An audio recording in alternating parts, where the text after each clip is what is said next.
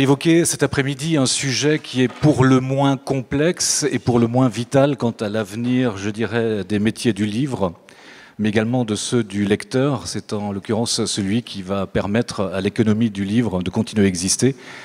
C'est le droit d'auteur.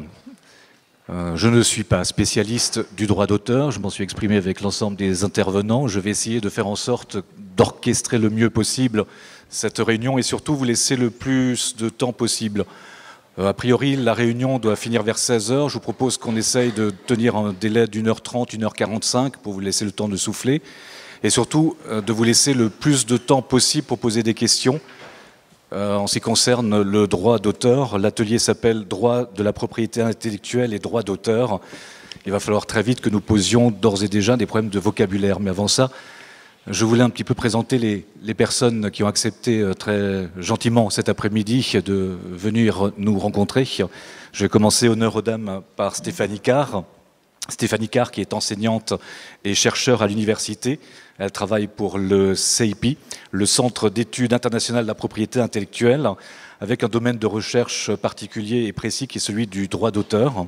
Et vous continuez à enseigner essentiellement à des M2 et à des professionnels le droit d'auteur. Par ailleurs, vous travaillez très souvent avec une autre structure qui est l'OMPI. Alors, je suis désolé pour ces acronymes, mais c'est l'Organisation mondiale de la propriété intellectuelle. Je pense qu'on reviendra au fur et à mesure sur l'ensemble de ces structures qui ne sont pas neutres dans les négociations au quotidien et celles qui ont lieu actuellement. À ma droite, Emmanuel de Rangervais, qui est lui également juriste, délégué général du Syndicat national des auteurs et des compositeurs. Dans l'intimité, on appelle ça le SNAC. Et juriste de la Charte, là aussi, vous allez nous expliquer exactement ce que seront ces structures de syndicats pour le SNAC et celle de la Charte, en l'occurrence, à laquelle vous aviez collaboré. Vous avez dirigé un ouvrage publié par le Conseil permanent des écrivains sur le contrat d'édition, comprendre ses droits et contrôler ses comptes. Là aussi, je le disais, le SNAC, on en reparle dans un peu plus d'une demi-heure, pour voir très concrètement tout l'ensemble des structures que vous représentez, en quelle mesure elles peuvent nous aider au quotidien dans les négociations et dans la compréhension. Pascal Reynaud, qui est au centre de cette table, qui est avocat, spécialiste de la propriété intellectuelle au barreau de Strasbourg, toujours. Vous continuez à conseiller des entreprises, mais également des particuliers qui agissent dans le domaine de l'économie, du numérique et dans l'économie de la culture. Pour aller très vite, d'ailleurs vous le dites à un moment donné, près de 25% de vos clients en fait viennent vous voir pour tout ce qui relève du droit d'auteur. Donc c'est un quart pratiquement de votre travail. J'imagine que certains ou d'aucuns d'entre vous connaissent également Pascal Reynaud dans ses activités, puisque vous aviez suivi le Grill, qui était une structure qui malheureusement aujourd'hui est défunte, qui renaît de ses cendres sous d'autres formes, et on en reparlera également. Et enfin, à l'extrême gauche ou droite, selon l'endroit où vous vous placez, Pierre Kretz, ancien avocat, aujourd'hui président de Littéral, Littéral qui est une structure qui regroupe les auteurs alsaciens. Là aussi, Pierre Kretz, vous nous expliquerez un peu tout à l'heure ce que va être cette structure. Et puis évidemment, avant toute chose, Pierre Kretz est également auteur.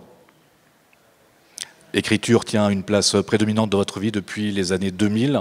Je ne vais pas égrener l'ensemble des livres, rappeler quelques titres.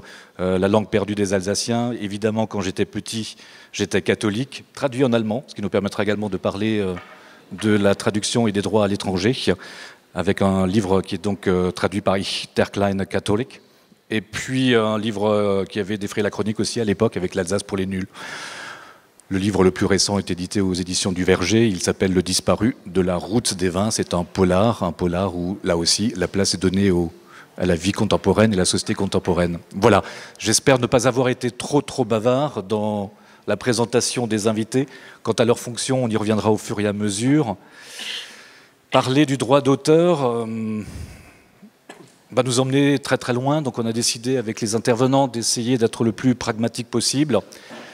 Et pour être pragmatique en matière de langue, on va parler de vocabulaire. Peut-être que Stéphanie Carr, dans un premier temps, vous pouvez nous aider à structurer notre compréhension de la propriété intellectuelle, puisqu'elle regroupe un certain nombre de choses, dont le droit d'auteur. Mais ce n'est pas la seule chose.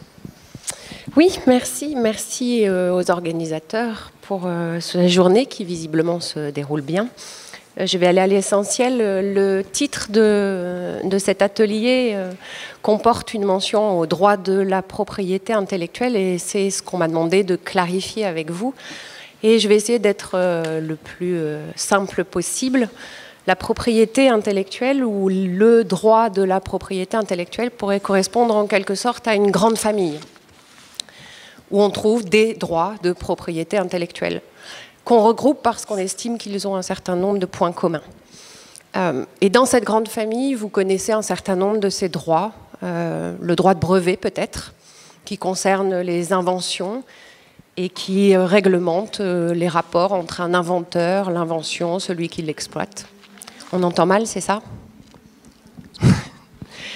Le droit des marques que vous connaissez peut-être aussi et qui peut intéresser des personnes qui travaillent autour du livre parce que le droit des marques, c'est le droit qui porte sur les signes distinctifs, c'est-à-dire qui permettent de distinguer un objet, un produit ou un service des autres objets ou des autres services.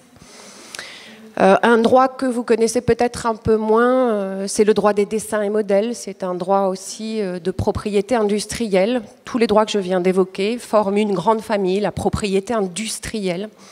Le droit des dessins et modèles, c'est le droit qui porte par exemple sur une forme en 2 dimensions ou en 3 dimensions, tout ce qui est le design. Et puis la famille qui vous intéresse peut-être plus, c'est la propriété littéraire et artistique, ce qu'on appelle la propriété littéraire et artistique, c'est-à-dire, pour simplifier, le droit d'auteur et les droits voisins. Et comme c'est a priori celle qui vous intéressera le plus, j'en dis un peu plus sur celle-ci. Le droit d'auteur concerne les œuvres de l'esprit et réglemente les rapports entre auteurs, exploitants et ou par rapport à l'œuvre de l'esprit. Les droits voisins, c'est des droits que peut-être vous connaissez aussi. Vous savez que quand un chanteur, par exemple, déclame ou chante une chanson, il peut avoir des droits sur sa prestation en tant qu'artiste-interprète. Et ces droits-là, en droit, on les appelle les droits voisins des artistes-interprètes. Il y a des producteurs aussi qui sont reconnus comme titulaires de droits voisins, producteurs de phonogrammes, de vidéogrammes, ou pour faire plus simple, d'un enregistrement sur un support. Ce sont des droits voisins. Puis il y en a d'autres. Remarque, par rapport à vos métiers, l'éditeur n'est pas titulaire d'un droit voisin. L'éditeur va pouvoir être titulaire d'un droit d'auteur par le truchement, en quelque sorte, d'un contrat qui va lier l'auteur à l'éditeur. Et sur le droit d'auteur plus particulièrement,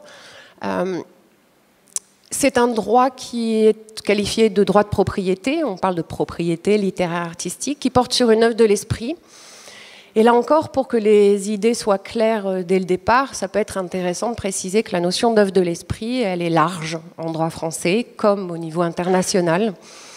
Cette notion d'œuvre de l'esprit, elle s'étend pour, là encore, illustrer de, je sais pas moi, des œuvres classiques, une peinture, un tableau, des œuvres littéraires.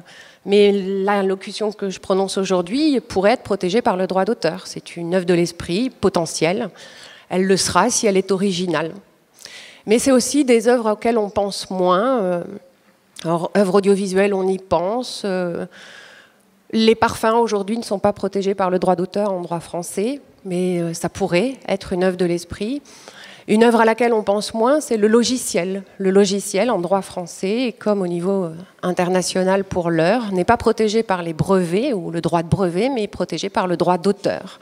C'est un droit d'auteur que l'on peut avoir sur un logiciel. Alors une fois qu'on a énoncé l'œuvre ou l'objet du droit d'auteur, on peut se demander à qui appartiennent les droits. Ça fait partie des questions que vous pourrez soulever. Le principe en droit français, c'est que les droits d'auteur appartiennent à l'auteur, créateur, du seul fait de la création. Pas de dépôt, pas d'enregistrement. Le seul fait qu'une personne crée une œuvre de l'esprit, dès lors que cette œuvre de l'esprit est originale, entraîne la possibilité pour lui de revendiquer des droits d'auteur. Et le dernier point peut-être, c'est que pour parler de droits d'auteur, il peut être intéressant de savoir ce que sont ces droits d'auteur. Et la nature, je l'ai dit, c'est qualifié de droit de propriété. Elle est dualiste de ce droit. Il y a 2 types de prérogatives qui sont reconnues à l'auteur. Une prérogative qu'on appelle le droit moral, et que vous connaissez peut-être, qui est celle qui va permettre à un auteur de décider quand ou comment son œuvre va être communiquée au public. On l'appelle le droit de divulgation. Une prérogative qu'on appelle le droit au respect de l'œuvre, c'est qu'une fois que cette œuvre a été communiquée au public, l'auteur peut décider du respect de cette œuvre et l'imposer à tous. Et il a le droit aussi, c'est ce qu'on appelle le droit à la paternité, d'exiger que son nom soit associé à l'œuvre ou pas. Il peut choisir de rester anonyme ou de choisir un pseudonyme. Et puis il y a un dernier droit moral qui est le droit de retirer son œuvre de la circulation publique. Ces droits moraux, ce sont des droits qui sont attachés à la personne du créateur, qui ne peuvent pas être cédés, donc transmis par voie de contrat, et qui durent longtemps, puisque en droit français, ces droits sont perpétuels. Ils ne s'éteignent pas à la mort de l'auteur. Ils sont transmissibles aux héritiers. L'autre catégorie ou l'autre famille de droits dont peut être titulaire l'auteur d'une œuvre de l'esprit, c'est des droits patrimoniaux, c'est-à-dire le droit de contrôler, d'autoriser ou d'interdire toute reproduction de son œuvre, quelle qu'elle soit, sur quelque support qu'il soit. Reproduire, c'est par le biais d'une fixation qui peut être sur un support matériel ou dématérialisé. Et puis l'autre droit patrimonial, c'est un droit de représentation. En tout cas, pour ce qui concerne les livres, c'est par exemple ces deux cas de figure. Droit de représentation, c'est le droit de décider de la communication de l'œuvre au public.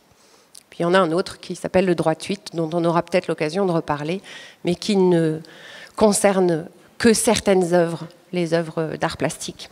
Voilà pour donner Peut-être une question, parce qu'on entend aussi le terme de copyright. Là, je pense qu'il faut être très précis tout de suite. On l'utilise dans le langage quotidien. En revanche, il est bien spécifiquement lié à la législation américaine et non pas française.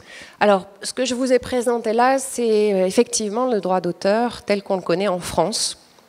Il y a au niveau international des conventions, et notamment une convention internationale qui est la Convention de Berne, qui date de 1886, et qui reprend pas mal de choses de ce qu'on connaît en France. Mais il y a d'autres systèmes qui existent que le système français. Il y a des différences avec, par exemple, le droit d'auteur allemand ou le droit d'auteur en Angleterre. Et dans les systèmes anglo-saxons, on utilise le terme copyright, mais pour évoquer en réalité des droits qui sont eux-mêmes différents. Le copyright anglais n'est pas le même que le copyright canadien ou le copyright américain. Et de fait, même si au niveau de l'Union européenne, aujourd'hui, on utilise le terme copyright, ce n'est pas forcément pour évoquer le copyright à l'américaine. Et pour simplifier un peu les choses, en matière de droit d'auteur français, je vous l'ai dit, c'est le créateur qui est en principe titulaire des droits. Et le créateur, qui est appelé auteur, c'est une personne physique, traditionnellement. Une des différences, par exemple, avec le copyright américain, c'est qu'en matière de copyright américain, le producteur, par exemple, d'une œuvre audiovisuelle est considéré comme auteur de cette œuvre. Voilà une des différences. Il y en a une autre, c'est qu'en copyright américain, le droit moral n'existe pas comme il existe en France. Il y a un autre type de protection, mais le droit moral tel qu'on le connaît ici n'existe pas aux États-Unis. Donc on va s'arrêter un petit peu sur la spécificité du droit d'auteur, et notamment du droit d'auteur en France, donc le droit existant tel qu'il est pratiqué aujourd'hui, qui est l'œuvre à chaque fois de négociation. On cherchait au téléphone, on discutait avec Emmanuel Durand-Gervais. On a beaucoup de difficultés à trouver même les chiffres de ce que représente le droit d'auteur dans l'édition française. On a des estimations. La dernière estimation qu'on a trouvée, elle émane du Syndicat national des éditeurs, avec des chiffres qui sont assez surprenants, puisque je lis textuellement, globalement, les droits d'auteur versés, donc là on parle de 2013, donc de l'exercice 2013, annoncé en 2014, globalement, les droits d'auteur versés par les éditeurs augmentent dans leur chiffre d'affaires pour 2013. Ils représenteraient 9,7% du chiffre d'affaires en prix public hors taxe et 15,9% du chiffre d'affaires net de l'édition. Alors c'est vrai qu'on manque là cruellement de paramètres pour savoir si ces chiffres qui sont donnés par le syndicat national sont exacts. Vous sembliez dire, Emmanuel Durand-Gervais, que ces chiffres-là étaient à manier avec beaucoup de précaution. Vous voulez que je me serve de ça ou... Donc ça commence fort, il va falloir que je dise du mal, dès maintenant. Non, non, c'est simplement que 15,9%, c'est pas du tout ce qu'on voit dans les contrats d'auteur. Que les choses soient claires. Donc pour moi, la façon d'arriver à ce chiffre est très mystérieuse et forcément sujet à question. Dans les contrats d'auteur, selon le type d'œuvre dont on parle, on va avoir des pourcentages qui vont se situer à 1% du prix public hors taxe du livre et jusqu'à des pourcentages qui vont être au maximum de 12%. Quand je parle de ces pourcentages-là, ce sont des pourcentages qui sont censés rémunérer l'ensemble des auteurs sur un type de livre, hein. Ce n'est pas par auteur s'il y a plusieurs auteurs. Donc quand on a 12% et qu'il y a 2 auteurs concernés, par exemple un illustrateur et un auteur de texte, il faut qu'ils partagent ces 12%. Donc ça fait 6 et 6, ou une clé de répartition inégalitaire si l'apport de l'un est moins important que l'apport de l'autre.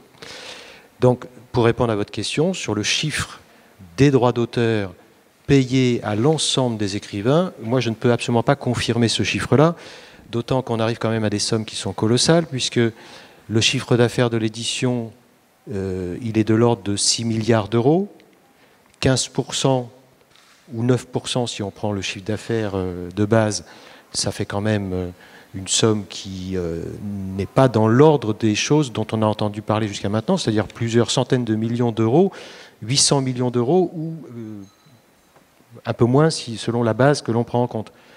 On ne s'y retrouve pas là, on ne s'y retrouve pas du tout, et ce qu'on sait, nous, c'est que les droits d'auteur qui sont versés dans le secteur du livre ne sont pas les droits d'auteur majoritaires sur l'ensemble des droits d'auteur versés. Par exemple, dans certains secteurs comme la musique, la SACEM, qui est une société de gestion de droits qui perçoit et répartit aux auteurs, compositeurs et éditeurs de musique des droits d'auteur, représente 800 millions de chiffres répartis, effectivement.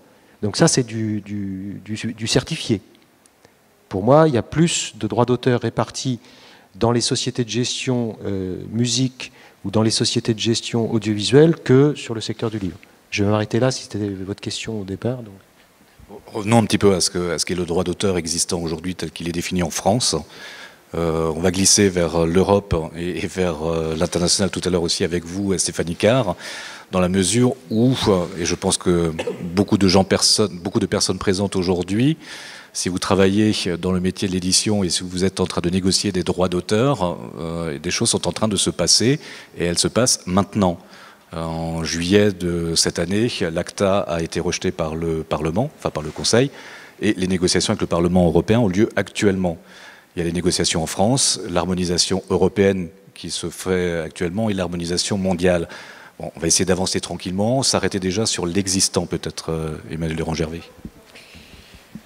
C'est compliqué comme question, hein, parce que ce n'était pas une question. Que vous dire? Il y a actuellement, sur un certain nombre de sujets, des points concernant le droit d'auteur qui sont effectivement des discussions sociétales.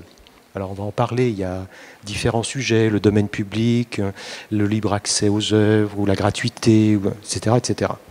Bon, moi je vais d'abord vous parler de ce qui se passe au niveau français, parce que moi je représente une organisation d'auteurs qui s'occupe donc de gens qui essayent de faire du métier d'auteur le moyen de vivre d'une activité professionnelle.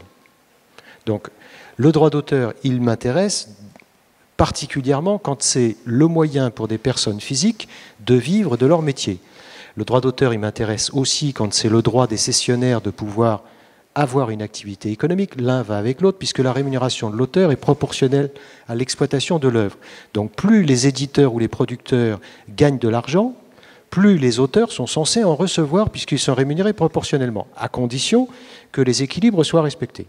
Et donc c'est de ça dont moi j'aimerais vous parler un petit peu au niveau français, avec l'évolution de la législation qui devrait intervenir en matière de contrat d'édition, à la suite des discussions qui ont eu lieu entre le Conseil permanent des écrivains et le SNE, le syndicat national de l'édition. Le Conseil permanent des écrivains est une association d'associations qui regroupe 15 associations, syndicats, sociétés d'auteurs qui regroupe des auteurs de l'écrit, le SNE et le syndicat des éditeurs qui regroupe à peu près 80% des maisons d'édition ou du chiffre d'affaires de l'édition en France. Évidemment, ils ne regroupent pas des éditeurs régionaux ou des petits éditeurs parce que les cotisations sont trop importantes pour eux Voilà, donc s'il y a des petits éditeurs ou des éditeurs dans la salle qui ne sont pas au SNE et qui veulent après s'exprimer, ils pourront tout à fait apporter leur éclairage sur la question des contrats d'édition.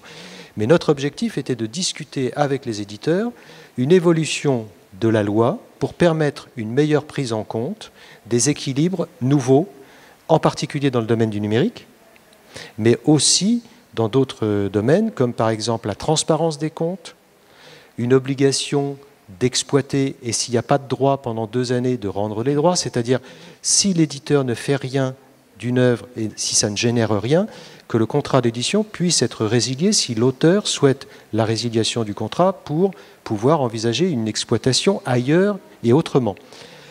Pourquoi tout ça? Il faut comprendre que les contrats d'édition qui sont généralement proposés aux auteurs dans le domaine du livre aujourd'hui, c'est vous cédez tous vos droits pour tous les modes d'exploitation, pour le monde entier et pour la durée de la propriété littéraire artistique, c'est-à-dire 70 ans après votre mort. Ça veut dire qu'en gros, quand un auteur négocie un contrat, quelle que soit son activité d'auteur, illustrateur, auteur de texte, romancier, auteur de BD, il doit réfléchir aux conditions contractuelles en se disant « je cède mon patrimoine pour ma vie durant, mes enfants, les enfants de mes enfants et les enfants des enfants de mes enfants ». C'est un peu difficile de demander aux gens de pouvoir véritablement négocier avec un éditeur dans ce contexte-là. Donc il est indispensable que la loi française rééquilibre un petit peu le rapport de force qui s'instaure normalement entre un auteur et un éditeur. C'est le pot de fer contre le pot de terre. Donc celui qui a le pot de fer essaye d'obtenir le mieux possible. Bon, c'est logique, c'est normal. La loi, elle est là justement pour essayer de permettre au pot de terre d'avoir un pouvoir de négociation ou avoir une nouvelle chance d'avoir des rémunérations sur l'exploitation à venir et au fur et à mesure de son œuvre. Voilà, c'était l'objectif de l'accord. L'accord, il est ce qu'il est. Je ne vais pas rentrer dans le détail. Simplement, les échéances, elles sont maintenant très proches, puisque la loi a été votée pour que le gouvernement puisse légiférer par voie d'ordonnance. L'ordonnance est rédigée. Elle est présentée devant le Conseil d'État. Elle va sortir là dans les 2 mois. Et donc, elle va être introduite dans la loi française dans les 2 mois après sa promulgation. Après, il y a encore un arrêté par le ministère de la Culture qui doit étendre l'accord auteur-éditeur pour appliquer à tous les éditeurs et à tous les auteurs les termes de l'accord qui a été signé. Et on aura une évolution du contrat d'édition. Est-ce que ça va bouleverser la vie des auteurs? Malheureusement, pas forcément sur le plan de la rémunération, mais au moins sur le plan de la psychologie. Il me semble qu'il y a des éléments nouveaux dans cette modification de la loi, c'est que ça donne un petit peu plus de pouvoir aux auteurs dans le cadre de la discussion avec les éditeurs et que ça permet aux auteurs de sortir des contrats d'édition, alors que jusqu'à maintenant, ce n'était pas aussi évident que ça. Il fallait aller voir un juge, prendre un avocat, avoir les moyens de financer une procédure. Voilà, ce qui n'est pas aussi évident que ça pour tous les auteurs. Voilà pour le côté français. Stéphane Nicard, peut-être dans la complexité européenne, parce que là nous parlons d'un accord en France, de négociation. On imagine très bien que dans le cadre de l'harmonisation européenne, les négociations continuent également. L'Europe fait partie du monde, donc la circulation des œuvres, nous sommes dans des harmonisations mondiales. Comment ces choses-là sont en train de frotter là aujourd'hui?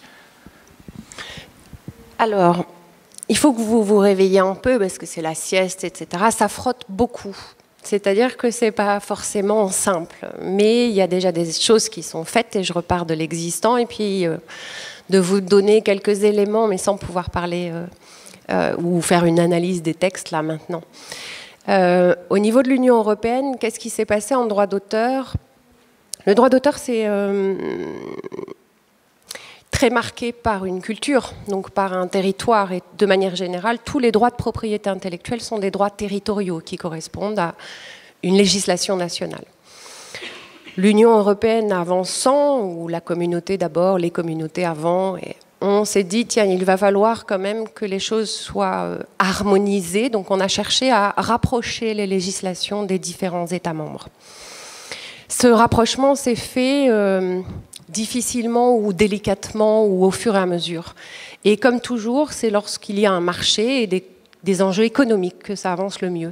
Donc la première directive, les textes communautaires portent deux noms. On pourrait parler de loi ou de décret. Au niveau de l'Union, on parle de règlement et de directive. Et pour faire simple, le règlement, c'est directement applicable en France. La directive, c'est aux États membres de dire si leur droit est conforme à la directive, à ce moment-là, il n'y a rien à faire. Si le droit français n'est pas conforme à la directive, il faut changer le droit français. Voilà. En droit d'auteur, on a utilisé des directives. La première directive à avoir été adoptée, c'est 1991. Elle concerne les programmes d'ordinateurs. Pourquoi ? Parce qu'il y a des enjeux économiques importants et qu'on prend une tête d'épingle qui est importante, mais on la prend et on peut la traiter. Les directives qui ont suivi, 92, 93, concernent aussi des petits points. Le droit de prêt et de location, donc le fait de décider ou de pouvoir décider si on peut prêter les exemplaires de l'œuvre, par exemple. La radiodiffusion ou la durée du droit. En droit français, le droit d'auteur était de 50 ans post-mortem pour les droits patrimoniaux. Aujourd'hui, il est de 70 ans post-mortem. C'est lié à une harmonisation au niveau de l'Union. Donc c'est les années 90 et il y a peu d'harmonisation. Enfin, c'est une harmonisation avec des points précis, mais on n'arrive pas à se mettre d'accord sur le tout. La première directive qui aborde le droit d'auteur de manière transversale, elle date de 2001. C'est une directive dont on a beaucoup parlé, en tout cas sur certains aspects et entre spécialistes, peut-être moins dans la sphère publique, mais un peu quand même. C'est une directive qui va augmenter les exceptions au droit d'auteur. Et en droit français, par exemple, lorsqu'on utilisait une œuvre dans le cadre d'une université ou d'une école ou d'une bibliothèque, il n'y avait pas d'exception particulière. Cette directive prévoyait la possibilité d'exceptions particulières en matière d'enseignement, en matière de bibliothèque. Cette directive de 2001 a été, on dit, transposée, c'est-à-dire qu'on a mis le droit français en conformité à cette directive en 2006, avec une loi de 2006. D'accord ? 2001, 2006. Et pour l'instant, donc, il y a eu d'autres directives, notamment sur la contrefaçon. Pour lutter contre la contrefaçon, on a eu une directive en 2004, et puis depuis... les avocats s'approprient le texte, la Cour de justice fait son travail. La Cour de justice de l'Union européenne, c'est le tribunal ou la Cour qui est compétente pour dire le droit au niveau de l'Union. Et elle le dit beaucoup, ce droit, surtout en droit d'auteur. Et puis on arrive à aujourd'hui des discussions et des travaux au niveau de l'Union européenne pour savoir est-ce qu'on doit modifier cette directive. Et vous avez eu des prises de parole... importante fin septembre des commissaires en charge du numérique, par exemple au niveau de l'Union, ou même du président de la Commission, qui pour le coup ne sont pas forcément très rassurantes. C'est mon point de vue, c'est un point de vue, puisque la volonté aujourd'hui de la part de la Commission, qui est un peu l'organe qui serait comme un gouvernement au niveau d'un État, celui qui a l'initiative des lois, c'est le cas aujourd'hui en France, c'est plus le Parlement qui a l'initiative, c'est le gouvernement. Cette commission envisage de réformer le droit d'auteur au niveau de l'Union d'ici 2 ans. D'ici 2 ans. Là où ce n'est pas très rassurant de mon point de vue, c'est un point de vue personnel et on peut discuter, c'est que les prises de parole qui ont eu lieu fin septembre sont particulières. La commission aujourd'hui et ses membres parlent de contenu beaucoup, pas d'œuvre. La commission parle de titulaires de droit, pas de créateurs. Bon, c'est des points, c'est des aspects. La commission parle de faire éclater ou supprimer les barrières nationales. Certes, c'est important qu'on puisse circuler et qu'aujourd'hui, une exploitation puisse aller au-delà d'un territoire.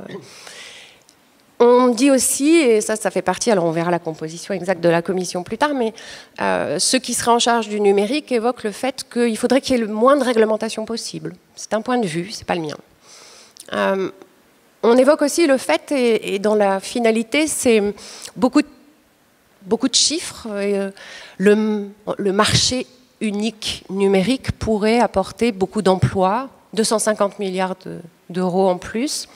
Et donc on évoque, et notamment pour le commissaire en charge du numérique, le fait que le droit d'auteur doit permettre aux diffuseurs et on s'adresse très concrètement aux plateformes, de déployer leur activité. Et en deuxième lieu, on vise le fait que ça doit libérer le potentiel créateur des créateurs, de contenu. On ne parle pas d'œuvres. Voilà, ça pour moi, c'est des éléments qui... Alors on rappelle la diversité culturelle et cette importance, mais pas forcément beaucoup d'éléments sur le droit d'auteur qui n'est pas forcément que un outil économique dans un marché. Ça peut être aussi un moyen de protéger les créateurs. Je propose qu'on s'arrête justement un petit peu parce que là on commence à toucher à des choses très sensibles, puisqu'on est clairement là aussi sur des logiques économiques qui sont ou extrêmement libérales, ou protectionnistes, ou entre les deux. En tous les cas, nous sommes à des moments où les négociations, les enjeux sont là aujourd'hui. Alors c'est vrai que le numérique a fait exploser ou peut-être accélérer les choses, mais elles étaient déjà sous-tendues depuis longtemps. Enfin, ça fait 40 ou 50 ans que j'entends parler presque d'exception française. Alors j'ai l'impression que ça s'est accéléré. Juste sur l'Europe, peut-être que Emmanuel Rangel, vous avez envie d'intervenir. Et je voyais aussi le regard de Pascal Reynaud qui semblait douter de certaines positions.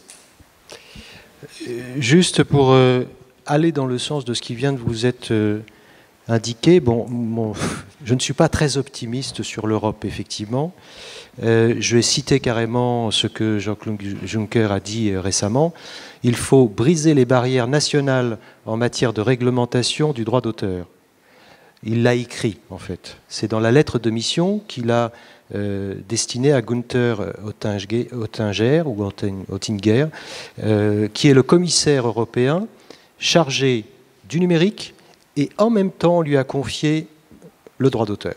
Ce n'est pas un hasard si on a donné au même commissaire européen le numérique et le droit d'auteur. Et donc il a clairement une mission, dans les 6 mois, de mettre sur la table diverses propositions qui vont devoir effectivement, dans les 2 ans, éventuellement déboucher sur un cadre européen d'harmonisation du droit d'auteur. Ce qui est totalement différent de ce dont on vous a parlé, à savoir la directive 2001-29, qui, elle, n'était qu'un tout petit acte juridique, quand même lourd de conséquences, puisque la seule chose que l'on traitait en matière de droit d'auteur, c'était les exceptions au droit d'auteur. C'est-à-dire ce que l'Europe avait décidé d'harmoniser dans cette directive, après un rappel des grands principes de défense de la création, des auteurs, c'était surtout d'énumérer la liste des directives, la liste des exceptions qui doivent figurer dans les législations nationales des différents pays de l'Union européenne. Là, le nouveau cadre qui va être proposé, ça sera sans doute autre chose. Il faut sans doute considérer que ça sera autre chose. Et quand on entend les déclarations du commissaire chargé du numérique, effectivement, on peut être inquiet, puisqu'il dit clairement la numérisation de l'Europe se fera avec un minimum de réglementation. Alors évidemment, le droit d'auteur, c'est une réglementation. Donc, on peut craindre qu'il veuille que ce soit un minimum. Moi, je suis assez sensible de... Juste une chose. Juste une petite incise, le fait que le ministre de la Culture, désormais, Fleur Pellerin, vient du monde du numérique, est quelque chose qui vous rassure ou pas, justement, pour les négociations de la France au sein de l'Europe? Je veux juste rajouter une chose concernant cette déclaration de Juncker, c'est les réactions, et en particulier la réaction de quelqu'un comme Tavernier, qui est un homme de bon sens, qui est un homme de culture et un homme de bon sens, et qui a écrit une tribune à Juncker en lui disant « Briser, casser, détruire le droit d'auteur, pourquoi faire d'ailleurs ?» Fragiliser les auteurs, c'est encore plus aberrant lorsque l'on sait que cela aboutira à renforcer les grands commerçants de nos œuvres et les géants du net. Et ce qu'il faut bien comprendre, c'est que ce n'est pas un combat des auteurs contre les citoyens ou les créateurs. Il y a des éléments, des enjeux sociétals, certes, mais il y a aussi de gros enjeux économiques qui sont des enjeux pour des gens qui font de l'argent dans ces affaires dans lesquelles on utilise des contenus sans payer ceux qui les ont faits. Donc il ne faut pas oublier ça quand même, et il ne faut pas nous prendre que pour des imbéciles. Alors, cela étant, quelqu'un qui connaît le monde numérique peut évidemment apporter dans la réflexion politique des éléments intéressants. Moi, je juge pas, je préjuge pas. J'attends de voir ce que la nouvelle ministre de la Culture fera ou ne fera pas, prendra comme position au niveau français ou au niveau européen pour voir si les auteurs vont être défendus ou pas. Pour le moment, encore une fois, le droit d'auteur, pour moi, ce qui m'intéresse, c'est aussi de le juger à l'aune de son intérêt pour les personnes physiques qui vivent de ce métier d'auteur. Si le droit d'auteur, c'est que du droit de cessionnaire de droit d'auteur, c'est intéressant. Mais moi, je suis dans une organisation professionnelle d'auteurs, ce n'est pas mon sujet principal. Pascal Reynaud. Oui, je vais aller exactement dans le même sens que Emmanuel. Bon, au quotidien, moi je suis de l'autre côté du tuyau, c'est-à-dire je suis très loin des questions d'harmonisation, je suis du côté du conseil au jour le jour d'auteurs, souvent de créateurs, donc de créatifs, de personnes physiques. Et ce que je remarque au quotidien, c'est que devant les tribunaux, on a déjà changé un peu de paradigme. Le droit d'auteur protège assez bien les cessionnaires, assez bien les éditeurs, qui sont cessionnaires de droit, qui ont des conseils juridiques, qui sont armés dans la bagarre. Quant à l'auteur, personne physique, le petit créatif, eh bien, malheureusement, il est assez mal en point au quotidien. Et c'est vraiment pas évident, contrairement à ce que... Quand j'étais au CEPI, là, en tant qu'étudiant, on disait oui, le droit d'auteur protège l'auteur, la personne physique, etc. C'est un droit humaniste, c'est un droit... Au quotidien, la richesse est assez facilement captée par le cessionnaire. Je donne un exemple, par exemple, les contrats de cession de droit, ils sont souvent discutables d'un point de vue légal et c'est assez facile de capter la création de quelqu'un grâce à des contrats correctement rédigés. Et de plus en plus, les juges, ça c'est mon point de vue, arbitrent en faveur, curieusement, de l'éditeur ou de l'acheteur. Et donc, l'auteur se trouve déjà, à l'heure actuelle, en position de difficulté au quotidien. D'autant plus qu'il y a une vraie difficulté de l'accès au droit. Un avocat, c'est pas gratuit, ou rarement. Et quand c'est gratuit, c'est pas terrible en plus. Parce que vous n'avez pas un avocat spécialisé, entre guillemets. Vous avez, sur des questions comme ça, il n'est pas du tout évident d'avoir une bonne information. Et surtout en amont, parce qu'une fois qu'on a signé, ce qui me surprend un peu devant les juridictions françaises, c'est que l'auteur, quand il signe quelque chose, c'est vraiment quelqu'un qui est censé avoir une connaissance approfondie d'une législation assez complexe et voire franchement nébuleuse. Il n'a pas du tout, en règle générale, accès à cette... Et il signe, et il doit signer. Après, comme disait Emmanuel, il enregistre. Il est tenu par ça pour des générations et des générations. Et il n'est pas si facile que ça de remettre en question ces sacrés contrats qui sont signés. Donc, si on va en plus vers une radicalisation de ce genre de choses, ça risque d'être franchement douloureux pour le créateur, personne physique. Maintenant, une économie qui se porte bien, indirectement, c'est aussi des créateurs qui se portent bien. Voilà. Alors, déjà, dans le monde de l'édition, il y a une inconnue de base. Il y a des auteurs dans la salle, vous êtes en contact avec des auteurs. Aujourd'hui, qui me justifie que le nombre d'exemplaires vendus, je reste dans le monde de l'édition volontairement, qui me justifie que le nombre d'exemplaires vendus annoncé par l'éditeur est le chiffre exact. Ça fait des années qu'on ne sait absolument pas réellement le chiffre de vente. Là, j'ai l'impression que là aussi, on va reparler de structuration. Les auteurs sont très individuels, très éparpillés. Tant qu'ils ne se regroupent pas, tant qu'ils n'auront pas des agents, tant qu'ils n'auront pas des personnes qui vont les représenter, des juristes, ils risquent de plus en plus d'avoir à faire face à eux à des espèces de choses très, très nébuleuses où on annonce des choses mais on ne peut pas savoir si c'est vrai ou pas. Là aussi, comme en matière de politique, je ne veux pas faire de procès d'intention. Donc des éditeurs honnêtes, c'est la règle générale.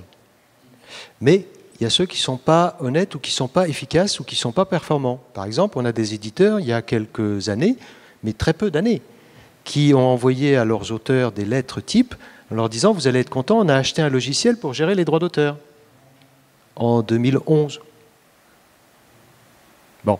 Donc c'est des choses qui existent. Alors évidemment, avant, ils faisaient leurs droits d'auteur, les relevés de vente à la main, il pouvait y avoir des erreurs. Bon. Vous avez raison, le problème c'est qu'on ne peut pas, quand on est auteur et qu'on reçoit les comptes d'un éditeur, ne pas se poser la question, est-ce que c'est honnête, exact? Pourquoi?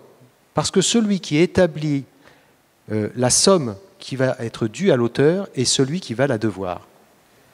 Donc c'est un petit peu difficile pour celui qui va recevoir la somme de se dire, est-ce qu'il n'aurait pas intérêt éventuellement à la diminuer un petit peu?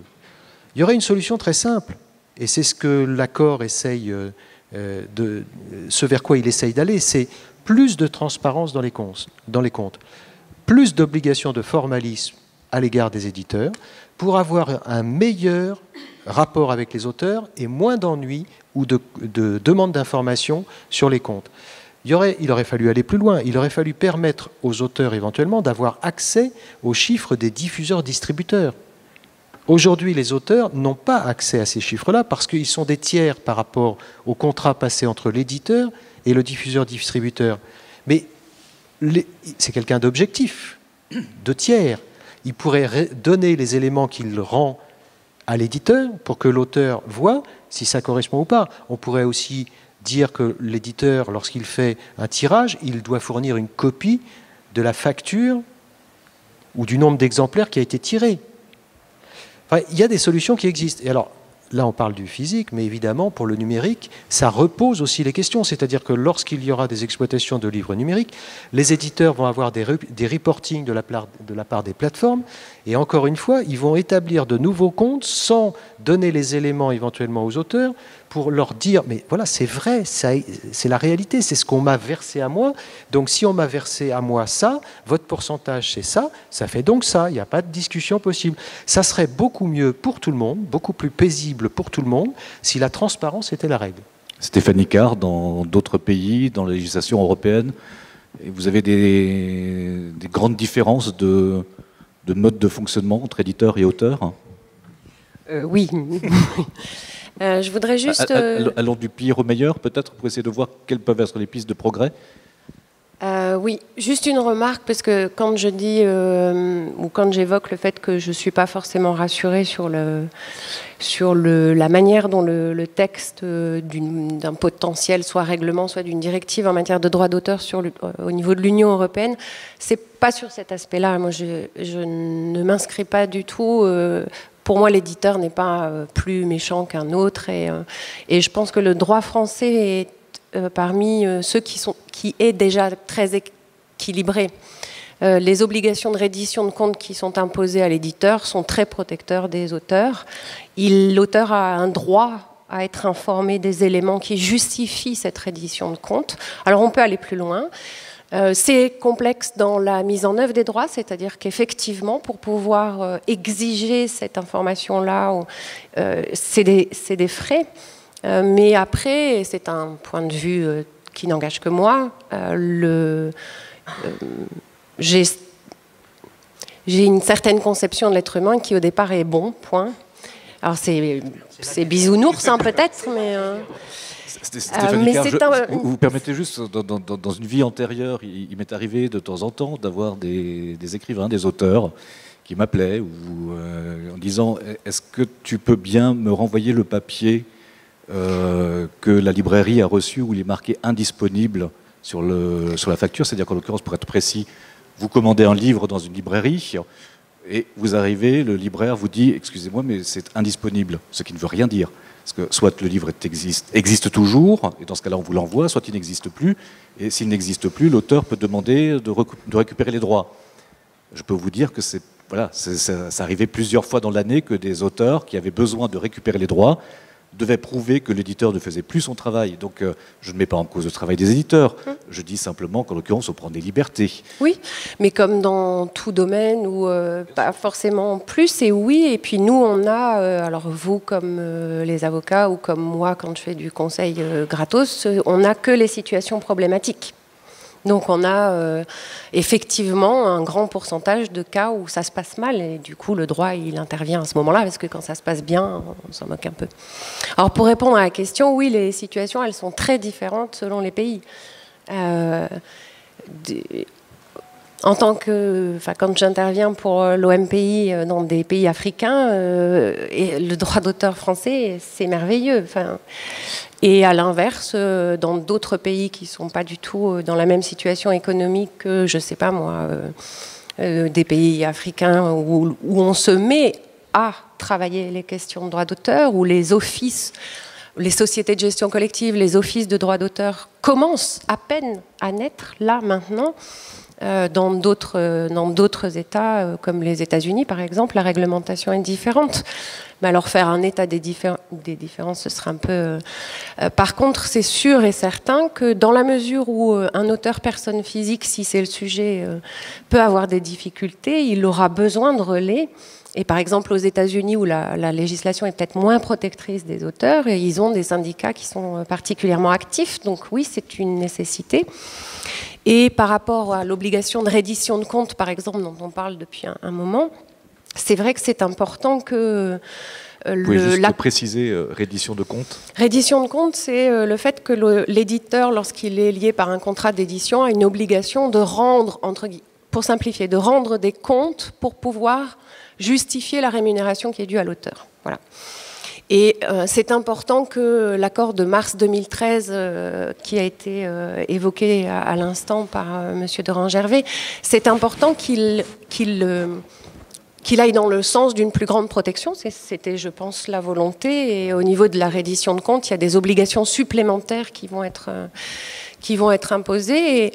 Et on ne peut pas ignorer la difficulté des uns et des autres. À mon avis, c'est pas en diabolisant un acteur que ça va forcément mieux. La protection, elle est importante. Il y a des moyens. Maintenant, pour les mettre en œuvre, ces moyens, il en faut des moyens, et notamment financiers. Et donc, plus le droit sera protecteur, moins ces situations-là verront le jour. Mais après, même si les obligations deviennent de plus en plus importantes pour l'éditeur, il y aura toujours soit des erreurs, soit des éditeurs qui essaieront... Par contre, c'est important que le principe soit protecteur. Pascal Reynaud. Moi, c'est pas tellement sur la reddition des comptes que j'ai vu des... Enfin, les auteurs ont toujours un petit souci, etc. Et les éditeurs, en général, collaborent. Enfin, ça marche pas si mal que ça. Moi, là où j'ai vu des vrais soucis, c'est que souvent, on refuse même la rémunération proportionnelle. Il y a des forfaits à tire-larigot. Et je rappelle, vous pouvez être soit rémunéré en fonction du chiffre, du prix de vente hors taxe du livre, ou l'auteur peut être rémunéré par un forfait, c'est-à-dire une somme, 100 €, 200 €, point barre. Et pour les petites mains, même dans le milieu d'édition, je vois quand même beaucoup de contrats qui se basent sur des forfaits. Et donc, le problème ne se pose pas à la première édition, là il n'y a pas de souci, l'auteur est payé, bon, mieux vaut des fois avoir 1 000 € que rien du tout, sur des... Voilà. Mais tout d'un coup, avec le numérique, on se met à vouloir l'exploiter à droite, à gauche, sur des tas de supports nouveaux. Et là, l'auteur se dit, mais attendez, moi j'ai cédé uniquement pour faire un bouquin, je me retrouve à être exposé sur Internet, etc., etc., etc. Et là, s'engage une vraie discussion avec l'éditeur. Et c'est là-dessus que moi, dans mon quotidien, que j'ai des vraies difficultés. Parce que, bien évidemment, on essaye d'aller vers la rémunération proportionnelle. Et de l'autre côté, on vous expose toute une série d'arguments qui laissent assez complexe de faire tomber. On y arrive, mais c'est du boulot, quoi. Pierre Kretz, vous qui êtes un petit peu entre les deux mondes, celui de l'avocat, de fonction que vous exerciez au barreau de Strasbourg et d'auteur aujourd'hui, est-ce que vous vous sentiez armé à partir du moment où vous avez commencé à travailler, à écrire? Est-ce que vous vous sentiez plus armé qu'un béotien de la langue juriste? Oui, j'aimerais d'abord dire que moi j'ai quitté le barreau il y a 15 ans pour écrire, donc je n'ai pas du tout la technicité dans la connaissance de mes amis juristes qui se trouvent à ma gauche. En plus, je n'étais pas spécialement spécialisé en droit d'auteur quand j'étais au barreau, donc c'est plus un peu mon expérience d'écrivain qui me fait parler là, mais quand même avec des souvenirs de ce qu'on nous a enseigné en fac de droit. En fac de droit, quand vous faites la théorie générale des contrats, on vous parle de l'autonomie de la volonté. On vous dit que dans le code civil, un contrat, c'est A et B qui signent un contrat. Il y a ce grand principe qui nous vient du droit romain, que A et B sont, sauf s'ils sont sous tutelle ou sous curatelle, sont indépendants et leur volonté est libre et ils signent un contrat. Alors voilà. Alors on nous explique quand même, on a l'honnêteté de nous dire dans les facs de droit assez vite, mais il y a les contrats d'adhésion. C'est-à-dire, on vous dit que si vous signez un contrat d'assurance pour votre voiture ou pour votre appartement, vous n'allez pas négocier chaque article avec votre assureur. L'assureur vous met un contrat sous les yeux, de préférence tout écrit petit, et vous signez, vous n'allez pas commencer à tout lire. Voilà. L'auteur qui se trouve il y en a beaucoup dans la salle et qui voient très bien à quoi je fais allusion.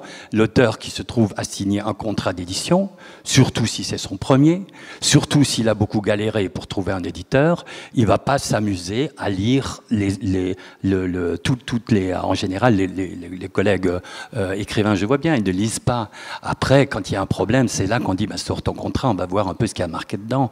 Très souvent, les auteurs sont tellement contents de trouver un éditeur qu'ils sont à peu près prêts à signer n'importe quoi. Alors, dans n'importe quoi, entre guillemets, il y a aussi ce que vous avez très justement évoqué, tous les droits. Quand on signe, voilà, je suis content, j'ai un éditeur qui va publier mon livre, mon texte, eh bien, on autorise aussi cet auteur, cet éditeur, par exemple, à négocier les droits de traduction. Ça vous échappe alors complètement, ça.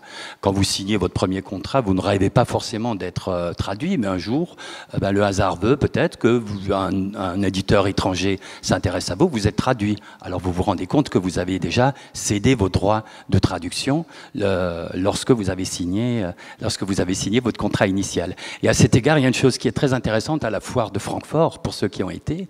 À la foire de Francfort, il y a tout un étage où je me suis perdu un jour, avec que des petits bureaux transparents, des espèces des bureaux grands comme un tiers de cette tribune, et vous voyez des gens, des Chinois, des Américains, des gens en train de discuter, de négocier. C'est en fait la foire du livre de Francfort qui n'a rien à voir avec la foire du livre de Paris, puisque c'est une foire au sens presque médiéval du terme, où on négocie, où on achète et on vend. Et c'est là que se négocient les droits que des auteurs ont cédés en fait à leur éditeur. La foire de Francfort, c'est pas du tout une foire pour les écrivains, c'est une foire, c'est clair, pour les éditeurs. Et c'est là que c'est le gros business mondial de l'édition se joue à Francfort. C'est pour ça qu'on parle tellement de cette foire du livre de Francfort.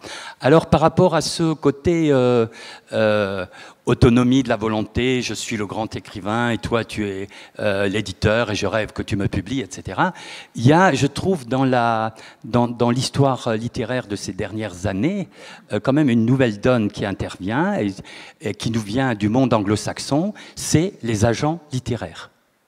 Les agents littéraires qui, en Allemagne, en Grande-Bretagne, aux États-Unis, servent en fait d'intermédiaires entre l'écrivain et l'éditeur. Je peux vous donner un exemple concret, il n'est pas là, mais un auteur alsacien que vous connaissez, Martin Graf, qui publie beaucoup en Allemagne. Il avait un jour un texte qu'il voulait absolument publier en Allemagne. Il a fait le tour des éditeurs qu'il avait déjà publiés. Il n'a pas trouvé d'éditeur. Il a été voir un agent littéraire, et cet agent littéraire lui a trouvé un éditeur en disant ce texte, avec ce contenu, avec ce style, comment vous parlez de l'Alsace, il y a un éditeur en Allemagne que ça peut intéresser, c'est un tel, et effectivement, ça a marché, cet éditeur l'a publié. Et donc, je me demande si cette notion d'agent littéraire dont on n'a pas parlé ne va pas se développer chez nous.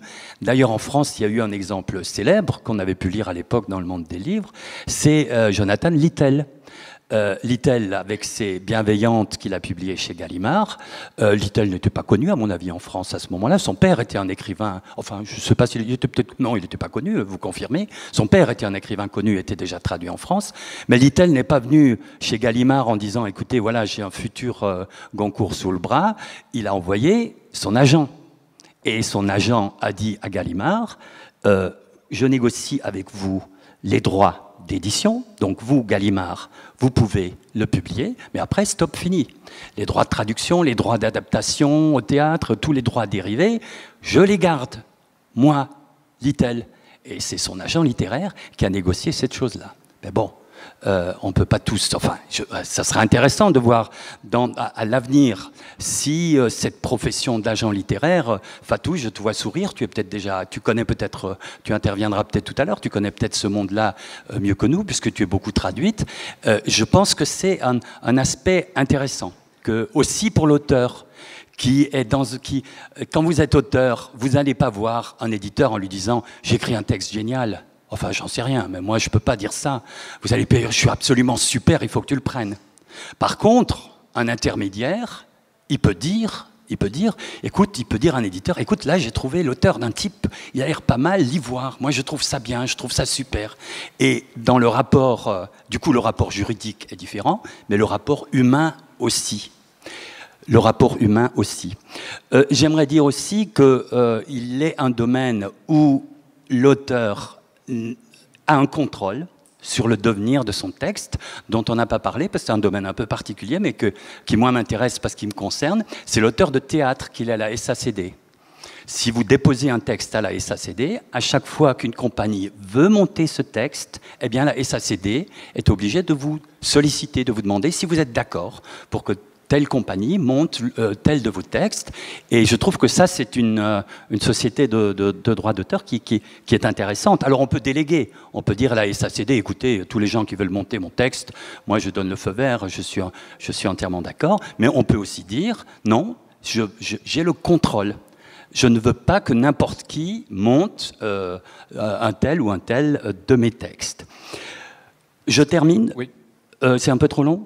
Non, je crois qu'il y a Stéphanie Carr qui voulait intervenir sur oui, je termine juste pour dire, et après je pense pas que de j'aurais souci. tout dit, parce que vous êtes tellement plus doué que moi. Non, il y a encore beaucoup de choses à dire, ouais, il y a notamment juste sur la structuration des auteurs. Oui, alors il y a derrière tout cela, les droits d'auteur, il y a bien sûr le statut économique de l'écrivain.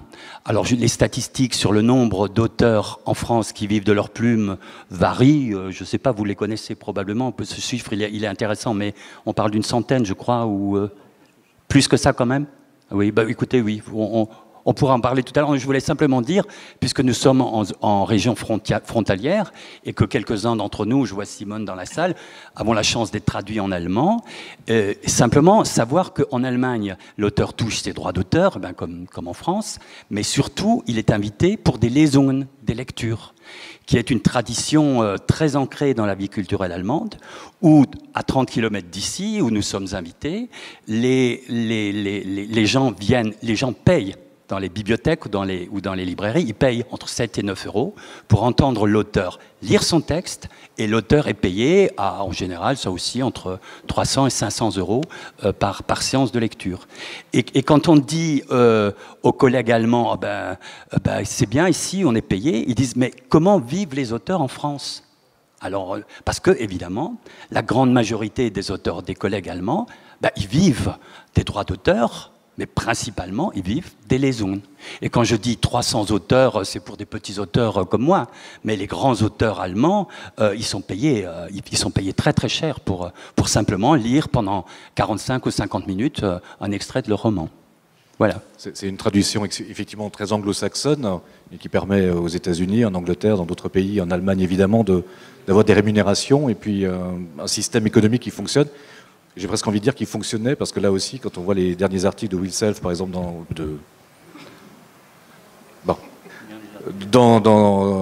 Angleterre, où il dit qu'aujourd'hui, en tant qu'auteur, même si lui a la chance d'avoir beaucoup de lecteurs, il a de moins en moins de lectures rémunérées.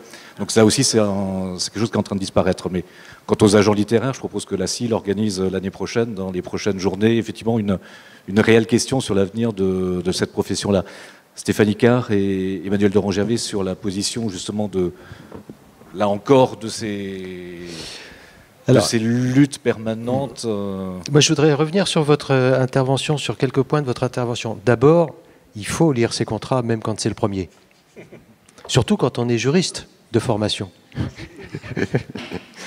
Non, il faut lire son contrat, déjà pour comprendre ce qu'on vous propose, et ensuite parce qu'il y a quand même toujours une marge de discussion et de négociation.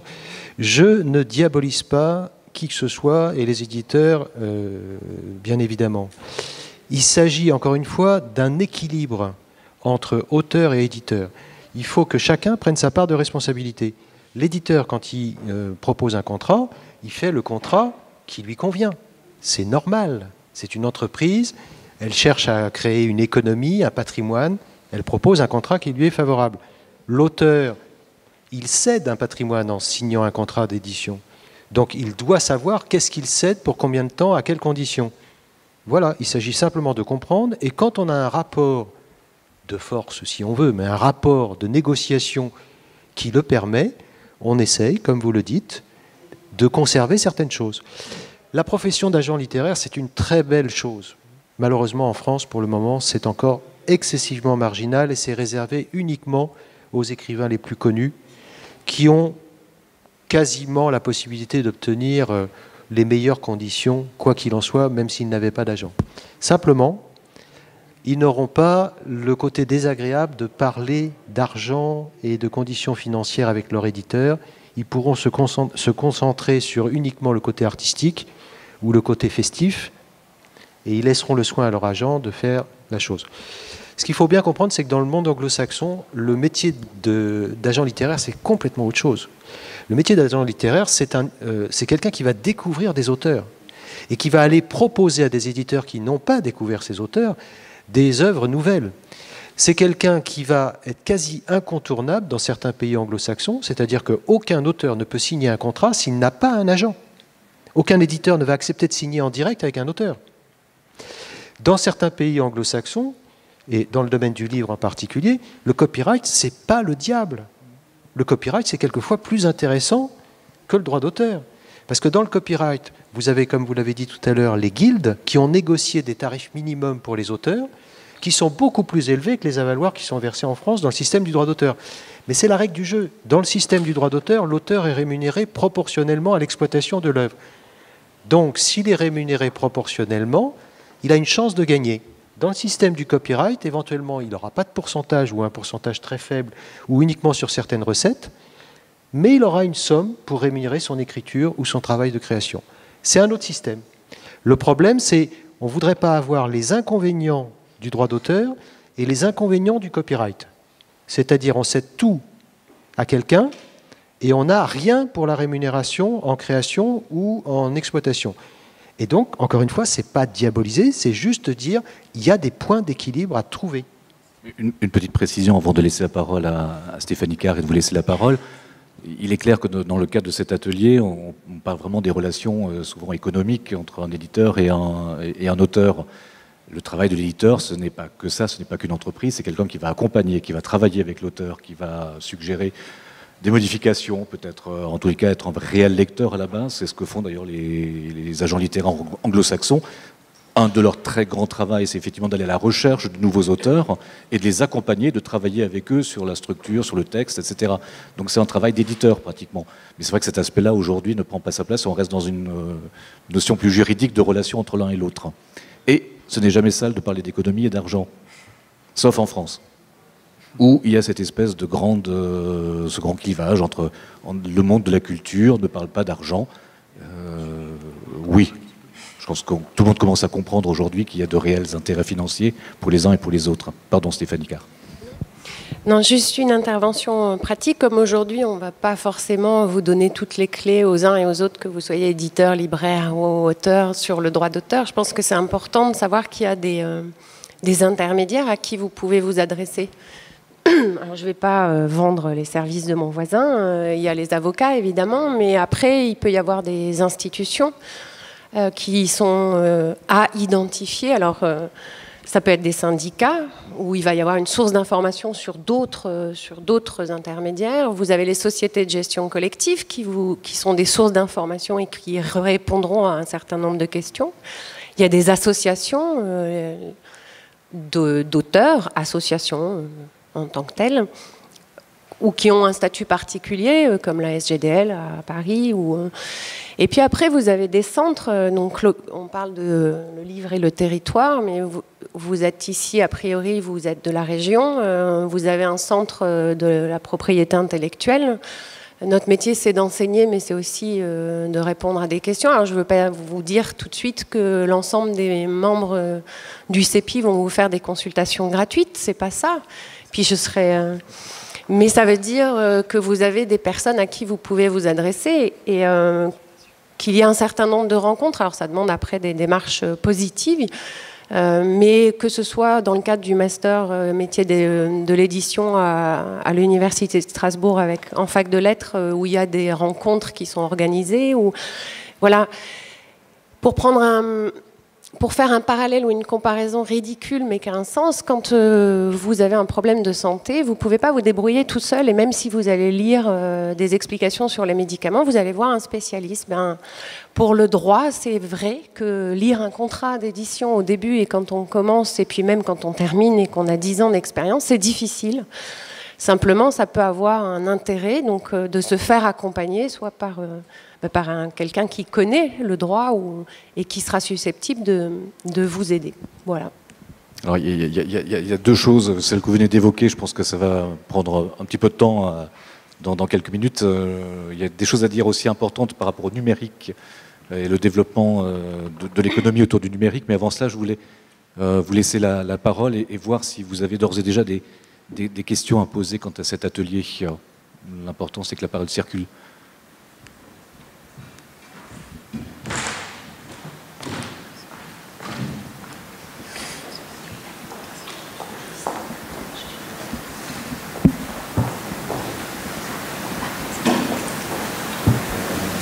Bonjour, je suis bibliothécaire. J'ai bien entendu qu'en Allemagne, les interventions des auteurs étaient payantes pour le public. En France, dans nos bibliothèques, les interventions des auteurs sont gratuites, sont ouvertes à tous. Par contre, on travaille avec des libraires qui ont très souvent une table de vente et les personnes intéressées peuvent acheter le livre de l'auteur présent. Est-ce que ça vous semble un modèle possible? Parce que si nous devons, nous, bibliothèques, rémunérer sur de l'argent public des auteurs, nous ne pourrons plus les faire intervenir. Alors c'est une vraie question que vous posez, madame, parce qu'effectivement, là, souvent en France, on est dans le rapport de la promotion. C'est-à-dire que l'auteur qui va venir dans une médiathèque ou dans une librairie ne sera pas rémunéré, puisqu'en fait, on lui dit presque entre les lignes qu'il est là pour faire la promotion de son livre. Dans les Lesungen en Allemagne, dans les lectures en Angleterre, aux États-Unis, vous avez l'auteur qui est rémunéré, et en plus, un libraire va vendre les livres à l'issue de la rencontre. Donc c'est pas antinomique, mais c'est vrai qu'il n'y a pas de budget aujourd'hui certainement dans les médiathèques pour rémunérer les auteurs, quoique, je crois qu'il y a des personnes qui sont auteurs dans la salle, il leur est arrivé souvent dans les médiathèques d'être rémunérés. Aujourd'hui, les illustrateurs, par exemple, qui ont eu beaucoup plus de façon de structurer leurs activités, ne vont plus intervenir dans une médiathèque sans être rémunérés. Et j'ai l'habitude de redire une chose très simple, je quitte l'univers des médiathèques et des bibliothèques. L'éducation nationale, c'est l'un des plus gros budgets culturels en France, avant celui du ministère de la Culture. On oublie simplement que les lycées, les collèges, etc., ont des budgets qui normalement servent à rémunérer les auteurs, les personnes à qui ils font... Voilà. Sauf que là aussi, de plus en plus, on est confronté à des gens qui ont de moins en moins de budget. Mais en l'occurrence, il y avait une ligne budgétaire qui existait pour ça. Pardon, je me permettais cette petite... Emmanuel Laurent. Juste pour aller dans ce sens-là, effectivement, j'avais juste pas compris pourquoi vous évoquiez le fait que, au prétexte que c'était de l'argent public, ça ne pouvait pas rémunérer les auteurs. Si le public a recours à des auteurs et qu'ils doivent éventuellement se déplacer ou intervenir, ça ne me paraît pas aberrant de leur rembourser leurs frais de déplacement ou de leur payer leur intervention au tarif de la charte des auteurs et illustrateurs jeunesse, ce qui existe dans plein d'endroits, et des bibliothèques entre autres. Justement préciser la charte. La charte des auteurs jeunesse et illustrateurs, des illustrateurs et auteurs jeunesse, c'est une organisation professionnelle qui s'occupe particulièrement des auteurs jeunesse et qui a fixé des minimums recommandés pour les interventions des auteurs, que ce soit en milieu scolaire ou dans un tout autre contexte. C'est des tarifs qui sont tout à fait raisonnables, qui tiennent compte d'un certain nombre de choses en fonction du nombre d'heures. Ça ne pose pas un problème majeur. C'est des tarifs qui sont respectés, que ce soit dans des milieux scolaires, soit dans des festivals, des salons.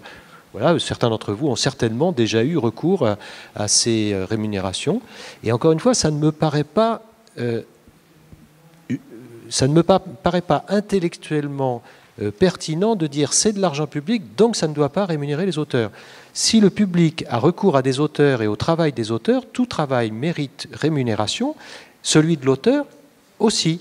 Quand une collectivité publique, pour une raison ou pour une autre, a besoin d'un photographe, d'un musicien, d'un compositeur, d'un illustrateur, d'un auteur de texte, il le paye. Voilà, c'est normal. Ils ne payent pas que l'électricité, les chaises et les locaux. Je vais rebondir sur ce que dit Emmanuel. Je rencontre très souvent ce problème en pratique.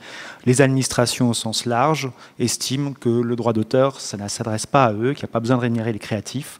Ou alors, et je vous assure, je l'ai vécu en vrai, c'est étonnant, on vous dit « Ah ben non, le droit d'auteur, c'est pour les privés. » Et on vous exproprie de votre création. Je radicalise un peu, mais je vous assure que je l'ai rencontré de nombreuses fois. Et donc, on est en train de discuter avec une ville importante ou une administration quelconque en leur disant « Écoutez, il y a un code de la propriété intellectuelle, il faudrait quand même gérer ça. » Alors après, on vous renvoie à des marchés publics ou des clauses de marché public qui sont, elles, rédigées de manière extrêmement curieuse.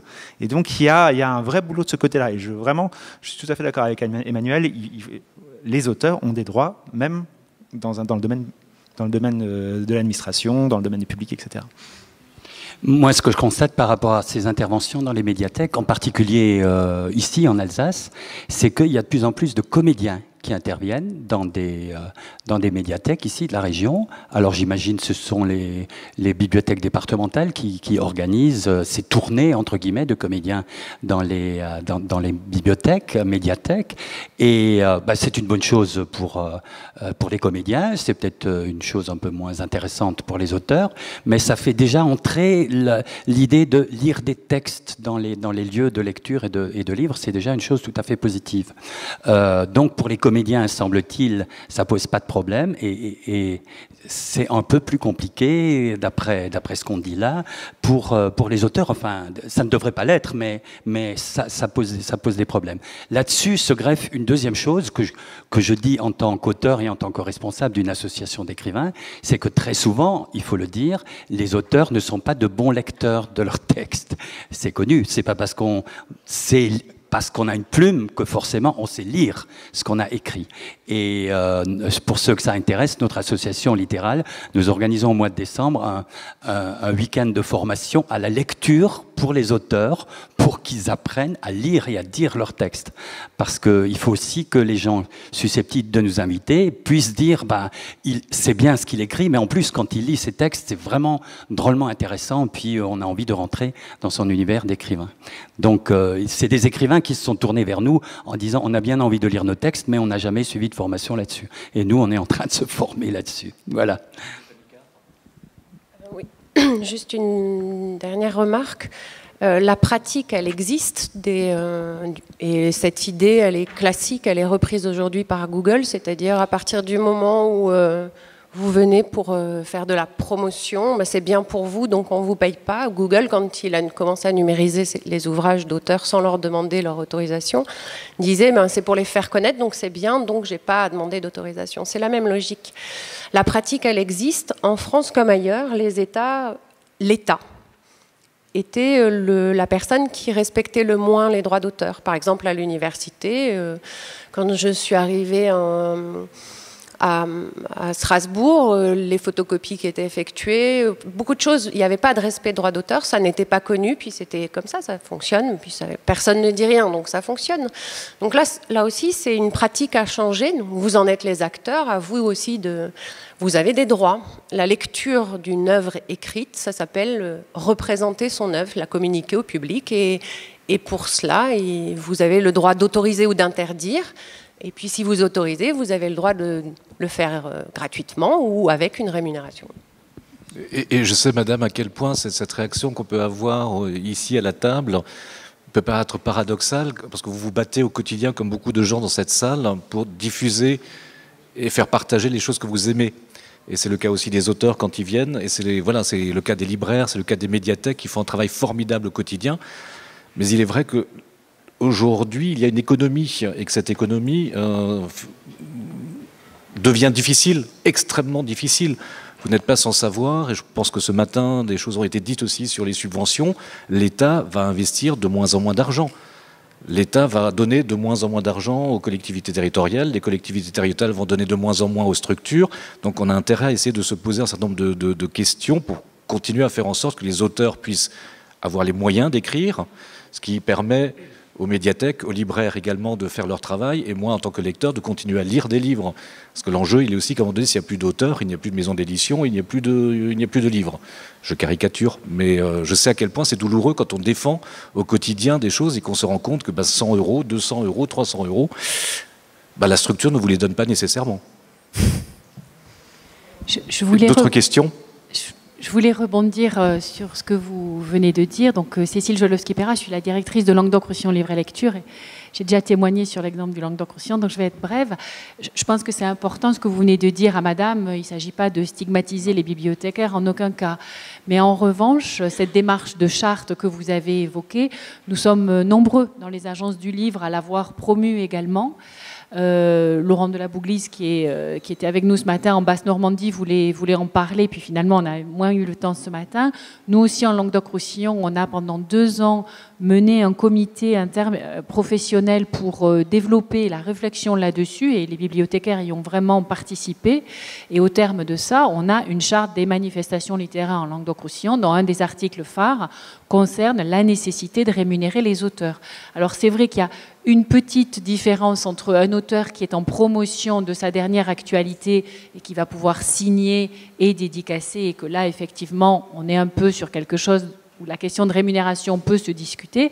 Mais en tout cas, dès lors qu'on n'est plus dans la stricte actualité, c'est extrêmement important que le travail de préparation d'une intervention, de la lecture, soit totalement rémunéré. Et j'ajoute que pour ça, les bibliothèques, les manifestations littéraires et les lieux où l'éducation nationale est dans sa logique, il y a quand même des leviers pour trouver des subventions. Enfin, je veux dire, le Languedoc-Roussillon n'est pas la seule région qui subventionne ce genre de choses.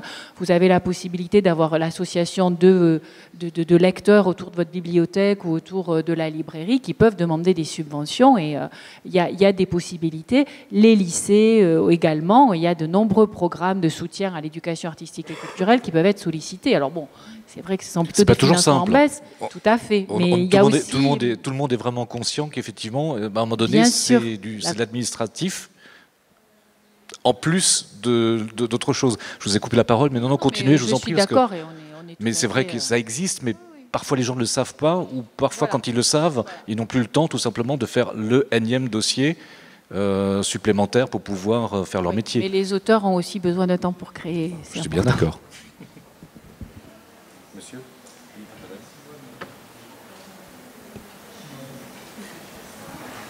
Juste rapidement, merci pour toutes ces informations.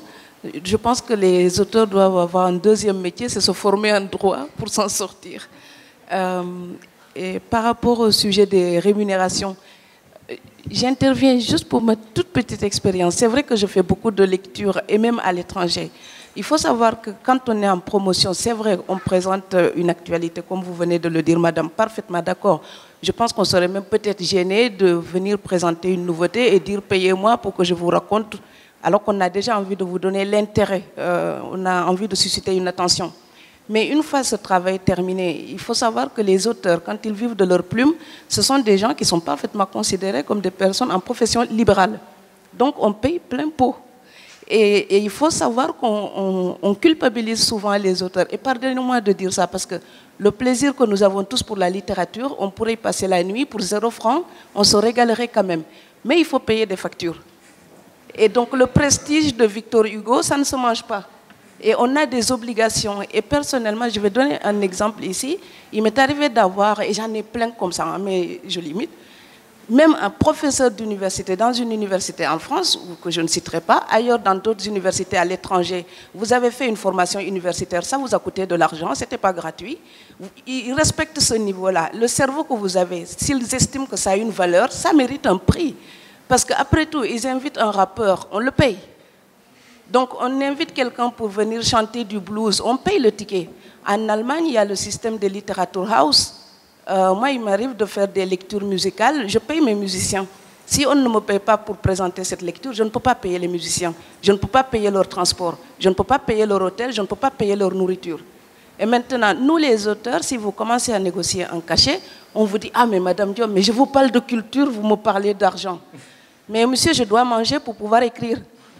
Donc, et le professeur qui m'invite pour une conférence universitaire, par exemple, Là, on est sur 2 niveaux. Quand on présente un travail artistique littéraire, on est dans le plaisir poétique aussi de la création pure. Quand on vous demande une conférence universitaire, c'est un travail théorique, technique, scientifique. Le professeur qui m'invite, il a la même formation que moi. À la fin du mois, il a une fiche de paye, j'en ai pas. Donc c'est légitime qu'on lui demande un salaire, ce n'est pas être radin. C'est tout simplement qu'on a besoin de gagner notre vie. Et à force de ne pas payer les gens, il y a beaucoup d'auteurs qui n'acceptent plus de se déplacer. Donc on peut se déplacer par militantisme, mais on ne peut pas le faire tout le temps. Parce qu'au bout d'un moment, même les impôts pensent qu'on se fait payer au noir.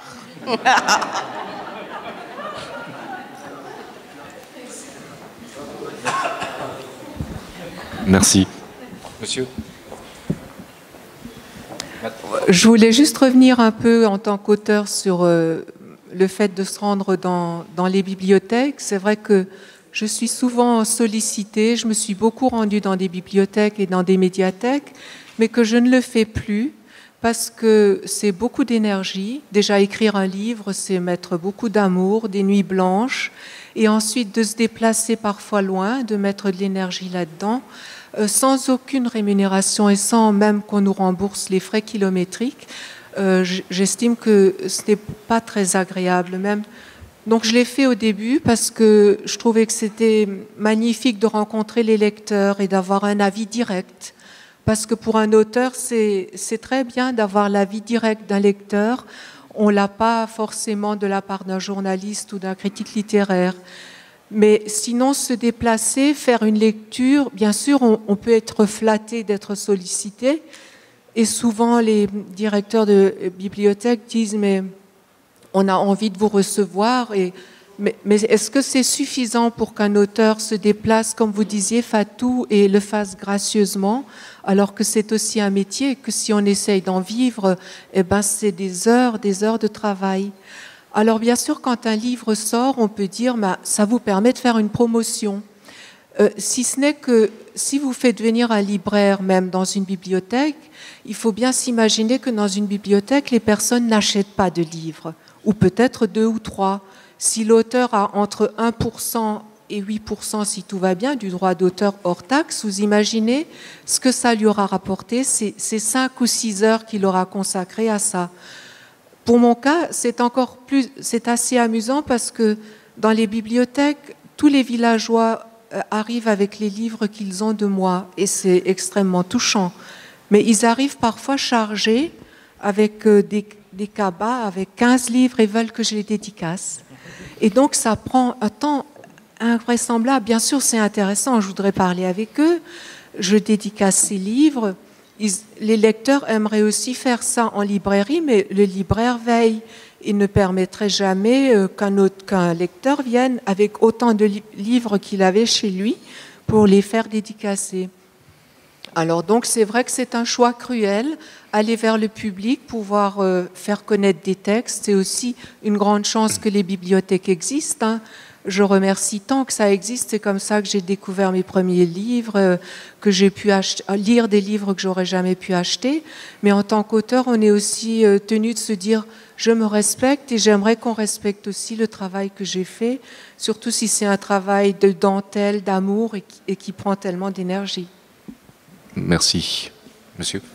Merci. François Roulier-Gaillette, je travaille au Centre national du livre où j'ai en charge donc le pôle numérique et l'action territoriale. Je voudrais simplement en fait citer 3 initiatives du président Vincent Monadé sur cette question-là.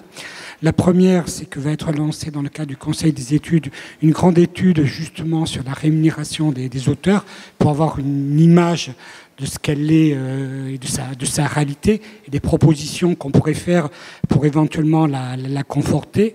La deuxième, s'agissant des manifestations littéraires, pour dire qu'à partir de 2015, ou 1er janvier 2015, nous n'accompagnerons les manifestations littéraires que celles qui rémunèrent effectivement leurs auteurs.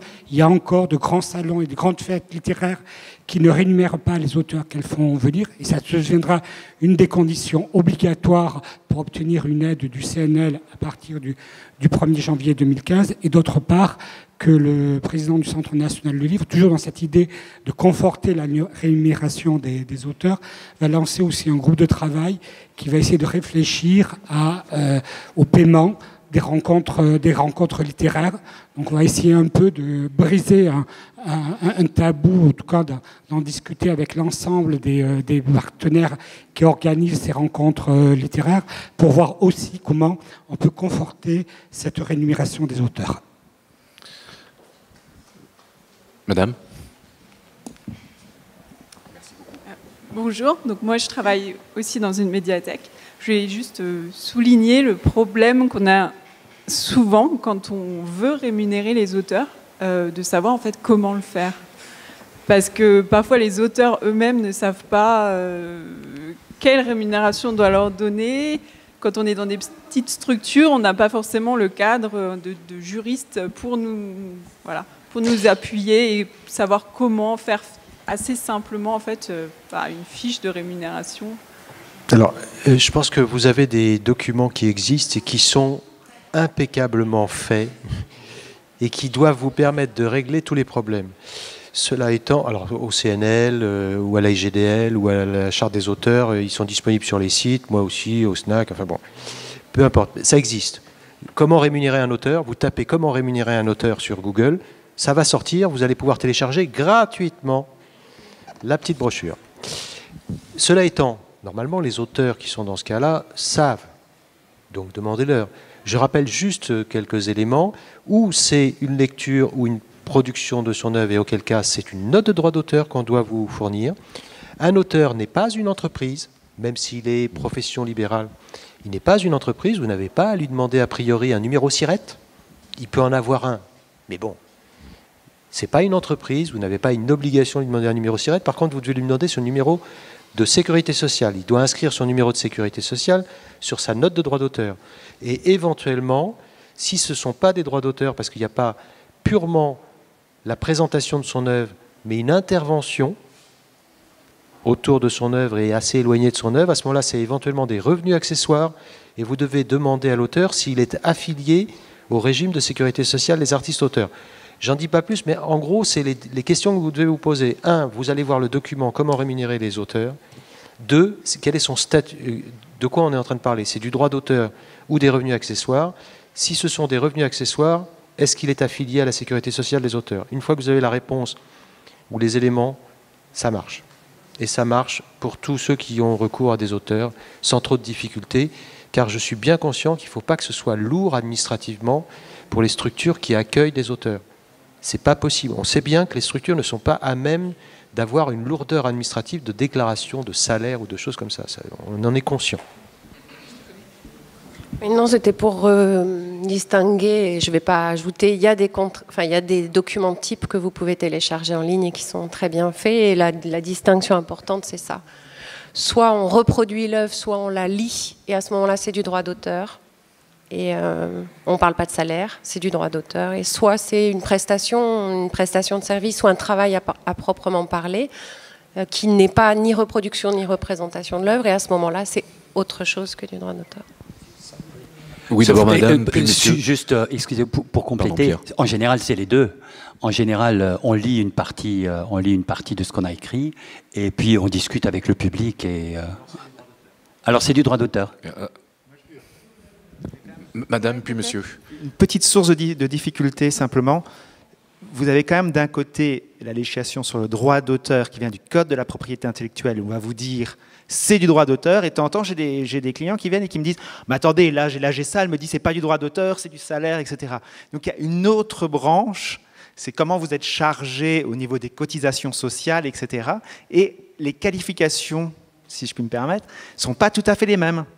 On parle de droit d'auteur du côté propriété intellectuelle, et des fois on parle de salaire, alors que ça aurait été du droit d'auteur si on était resté dans une logique purement de droit d'auteur. J'introduis peut-être un peu de confusion, mais il y a des problèmes de qualification entre, d'un côté, le Code de la sécurité sociale et de l'autre côté, le Code de la propriété intellectuelle qui peut, dans certains cas, générer quelques interrogations chez les clients. Mais néanmoins, il y a plein de littérature et de documents. Mais ne vous étonnez pas si certaines fois vous entendez c'est du droit d'auteur et d'autres fois c'est autre chose. Ça peut l'être, c'est vrai, parce qu'on applique deux lois différentes. Madame ? Oui, bonjour. Moi, je voulais juste apporter un petit témoignage d'un maillon tout petit de cette histoire de promotion du livre, c'est les médiateurs culturels. Les médiateurs culturels, il en existe ailleurs que dans les bibliothèques et les établissements publics. Il y a aussi tout un champ qui est le champ associatif. Et donc moi, je suis dans un réseau où les collègues, alors pas sur tous les territoires, pas de façon systématique, mais justement essayent au quotidien de trouver des financements pour mettre en place des rencontres culturelles, des résidences d'auteurs, des ateliers, en particulier avec les enfants, en particulier dans les bibliothèques. Donc quand des fois les bibliothèques sont pas à même elles-mêmes d'organiser des rencontres d'auteurs, nous on a des collègues qui, dans le cadre de projets à l'année, cherchent des lieux où accueillir ces auteurs. Et je suis surprise, je ne connaissais pas encore très bien ce terrain-là, mais je suis surprise de me rendre compte qu'il y a des endroits où on ne paye pas les auteurs, puisque nous, c'est une pratique qui nous semble de base. Et toute l'énergie qu'on met à chercher des financements quand on monte des projets culturels, c'est notamment pour pouvoir payer ces auteurs-là en résidence, dans le cadre d'ateliers, etc. Donc peut-être aussi penser à ces médiateurs-là qui font ce travail-là. Je pense qu'il y a des ateliers d'ailleurs dans le cadre de ces 2 premières journées professionnelles autour du livre organisé par la CIL, justement sur se repose la question de la promotion du livre aussi. Et si vous posez la question aujourd'hui, c'est peut-être que vous avez pris de l'avance déjà. Monsieur. Oui, pardon, je vais revenir sur ces histoires de revenus accessoires, parce que c'est quelque chose auquel j'ai été confronté assez régulièrement, et en fait j'ai l'impression que c'est effectivement un problème d'ordre administratif, on va dire, mais qui est, à mon avis, assez méconnu par tout le monde, et qui fait qu'à un moment, en fait, dans la chaîne, en gros, on s'arrange pour que quelqu'un soit dans l'illégalité, et d'habitude, quand les administrations connaissent ce problème-là, ils s'arrangent pour que ce soit pas eux. C'est-à-dire que, comment dire, si on est invité en tant qu'auteur à dire Jean Michemuche, sa vie, son œuvre, c'est du droit d'auteur, ça, il n'y a pas de souci, quoi. Si on invite Jean Michemuche pour qu'il parle, par exemple, du champ littéraire dans lequel il exerce, je pense que la GSA dirait que ça relève plus du droit d'auteur. Donc on va demander à l'auteur comment est-ce qu'on va le rémunérer, en imaginant que l'administration a un budget fixe, voilà, quel que soit le sujet de l'intervention de l'auteur. Deux choses l'une, alors effectivement, soit il est affilié à la GSA, ou dans ce cas-là, je pense que ça pose pas de problème, sauf que 80% des auteurs qui exercent cette profession ne sont pas affiliés, ils sont assujettis à la GSA, mais ils n'ont pas le plafond, ou ils n'ont pas le courage de faire les démarches administratives, puisque pour pouvoir être affilié, il faut quand même justifier 2 rémunérations en droit d'auteur, et donc d'aucun de ces droits d'auteur frauduleux qui font leur rémunération. Donc soit l'administration se fout dedans, parce qu'ils ne savent pas ou parce que c'est plus simple, et dans ce cas-là, ils rémunèrent en droit d'auteur quelque chose qui n'a pas lieu d'être. Et dans ce cas-là, quand il y a un contrôle, et c'est eux qui sont dedans. Soit ils ont été contrôlés ou ils font gaffe. Et dans ce cas-là, ils demandent du coup d'avoir un statut de travailleur indépendant, quoi. Et donc du coup, de présenter un numéro de SIRET. Donc éventuellement une association porteuse. Le truc, c'est que c'est l'association porteuse qui du coup va être dans l'illégalité, puisque c'est auprès de l'association porteuse que l'auteur va émettre la note de droit d'auteur. Ou alors l'administration est prête à j'en sais rien, faire une rémunération avec fiche de salaire, c'est eux qui payent les cotisations sociales, et ça leur coûte juste 8 fois ce qu'ils avaient l'intention de mettre dans l'intervention. J'entends tout ce que vous dites, même si on ne comprend pas tout, parce que le son n'est pas extraordinaire. Mais je crois que j'ai à peu près entendu tout ce que vous avez dit. Il y a quand même des textes qui existent. Il y a une circulaire de février 2011 qui explique clairement, dans le détail, le partage entre droits d'auteur et revenus accessoires. Première chose. Ensuite, il y a toutes les indications que la GSA, effectivement, la GSA ou la MDA, la Maison des artistes, ont établi et mettent à disposition de ceux qui se posent ce type de questions. Je ne suis pas en train de vous expliquer qu'il faut faire des habillages juridiques. Il faut regarder dans quel cadre vous vous situez. Après, effectivement, comme le disait Maître Reynaud, la question c'est est-ce que l'auteur a un statut qui lui permet de faire ce que vous lui demandez de faire s'il ne peut pas être payé en droit d'auteur ou en revenu accessoire au droit d'auteur. Donc pour ça, il y a 2 solutions. Enfin, 3. Vous le salariez? Non. Ça ne va pas être possible, ou alors il faudra qu'on m'explique comment on fait, parce que moi jusqu'à maintenant on m'a expliqué, donc ce n'était pas possible pour des interventions comme ça, que des médiathèques ou des écoles puissent salarier des auteurs pour une intervention ponctuelle de ce genre-là. Ça veut dire que quelque part on considère que l'auteur fait une sorte de formation professionnelle et qu'à ce titre-là, en tant que formateur, il est salarié parce qu'il a un lien de subordination. 2, il est travailleur indépendant. Pour être travailleur indépendant, il doit vous justifier qu'il a un numéro de travailleur indépendant inscrit à l'URSSAF. 3, il a un régime d'auto-entrepreneur. Et là, ça fonctionne très bien. Pas du tout. Pas du tout. Pour les interventions qui ne rentrent ni dans le champ du droit d'auteur, ni dans le champ des revenus accessoires, c'est parfaitement possible d'être en auto-entrepreneur. Aucun problème, et la plupart des auteurs qui ont rencontré ce problème-là, soit parce qu'ils n'étaient qu'assujettis et pas affiliés, soit parce qu'ils dépassaient le seuil de revenus accessoires, sont auto-entrepreneurs pour le surplus. Ils font une facture d'auto-entrepreneur. Et ça pose aucun problème. Je suis désolé, simplement pour... en plus, sur les exemples que l'on est en train de donner, il y a un livre qui vient de paraître aux éditions Bruno Doucet, de mémoire, celui d'Yvon Lemaine, poète qui est actuellement en train de batailler avec Pôle emploi et le statut d'intermittent du spectacle, parce qu'il naviguait depuis une vingtaine d'années dans une espèce d'eau qui existe, mais qui est trouble, et qui était celle d'être un auteur, un poète, mais qui était en train de dire qu'en l'occurrence, quand il lit ses textes, il était en train de les interpréter.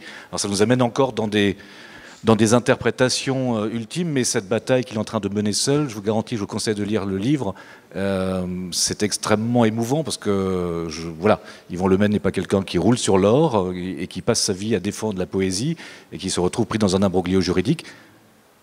Peut-être qu'il a joué un peu avec le feu, mais en même temps, personne ne lui avait dit à un moment donné, attention, là, ça devient dangereux. Pardon, il y avait tout un pan qui me paraissait juste important et vital d'évoquer, qui est celui du numérique. Parce que dans la circulation des œuvres, et notamment dans la copie des œuvres, on est dans la nature même du numérique, dans quelque chose qui est de la duplication, l'identique, et de façon extrêmement rapide. Je vois que le temps tourne, mais en même temps, je pense qu'il est important, dans le cadre de ce premier atelier, de faire circuler la parole sur des choses très très concrètes.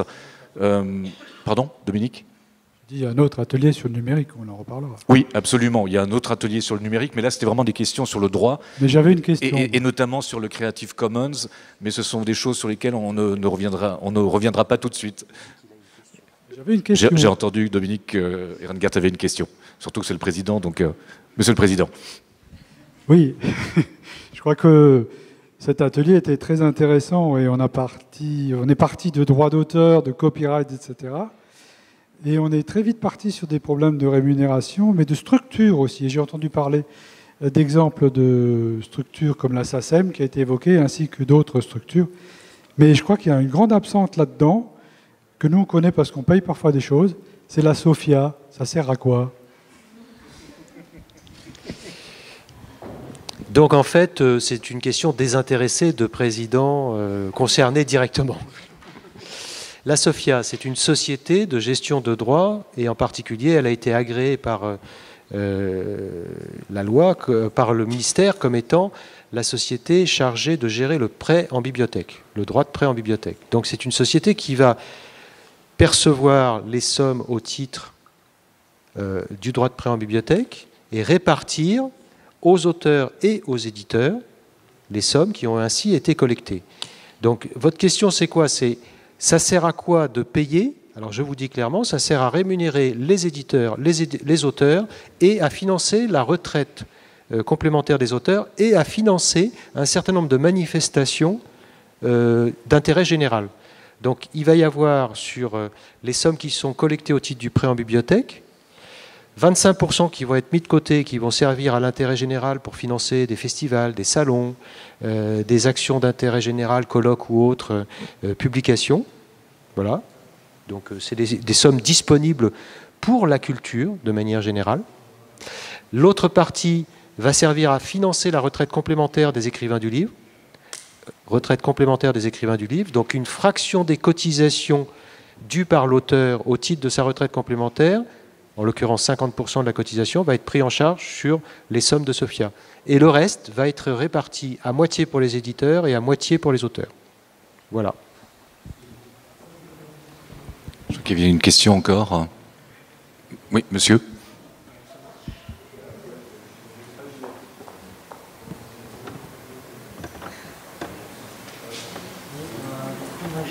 Question. Donc, je suis bibliothécaire et par ailleurs, je suis membre d'un collectif qui s'appelle Savoir commun, qui s'intéresse pas mal aux questions de droit d'auteur. Et donc une question pour vous, c'est dans la mesure où actuellement Nick Rodwell, donc, qui gère la société Moulinsart, qui gère les droits d'Hergé, souhaite créer une œuvre posthume pour prolonger les droits de Hergé, où des héros de bande dessinée sont maintenant déposés comme marque. Est-ce qu'il y a du coup pas un peu le droit d'auteur n'est pas du tout un peu complètement perverti? Et ensuite, une autre question pour les auteurs dans la salle. En tant que bibliothécaire, je fais souvent des lectures pour les classes d'œuvres littéraires. Et du coup, c'est considéré comme un délit de contrefaçon, puisque je représente les œuvres sans avoir l'accord des ayants droit. Et du coup, j'aimerais avoir l'avis des auteurs quant à cette pratique. Merci. Moi, je voudrais juste réagir, parce qu'au SNAC, on s'occupe de la BD, on a une section BD, réagir un petit peu sur la question de la BD. Premier sujet que vous avez abordé, c'est le droit d'auteur et le droit des marques. Alors peut-être que vous voudrez intervenir sur le sujet, mais en ce qui me concerne, ça ne me choque absolument pas, surtout en matière de BD, que les auteurs de BD, dans les BD qu'il peut y avoir, soit pour les personnages, soit pour les noms de personnages, déposent le nom de leur personnage ou le graphisme de leur personnage comme marque commerciale en tant que telle. En BD, ce patrimoine-là, il a une valeur colossale sur le plan des droits dérivés. Donc on ne va pas le donner à quelqu'un d'autre. Il est normal que les auteurs le conservent. Ça ne me choque donc absolument pas. Et le droit d'auteur et le droit des marques, c'est-à-dire la propriété industrielle, peuvent parfaitement s'ajouter. En revanche, la propriété industrielle ne peut pas venir en contradiction avec un droit d'auteur. Je laisse le soin peut-être à Stéphanie Card d'en parler. Deuxième chose, Moulinsart. Bon, Moulinsart, les héritiers Hergé, etc. Je crois avoir entendu que vous disiez qu'il souhaitait que les droits soient prolongés. Vous pouvez... C'est quoi votre question là-dessus? Parce que la durée de protection, elle est la même pour tout le monde. Il veut sortir une œuvre d'Hergé juste avant l'entrée de Tintin dans le domaine public pour prolonger les droits d'auteur, ces droits d'auteur. Oui, mais ils ne prolongeront que sur cette œuvre-là, à supposer qu'ils arrivent à sortir quelque chose avant la fin de la durée de protection. Ce n'est pas tout le patrimoine de l'auteur qui suit la même...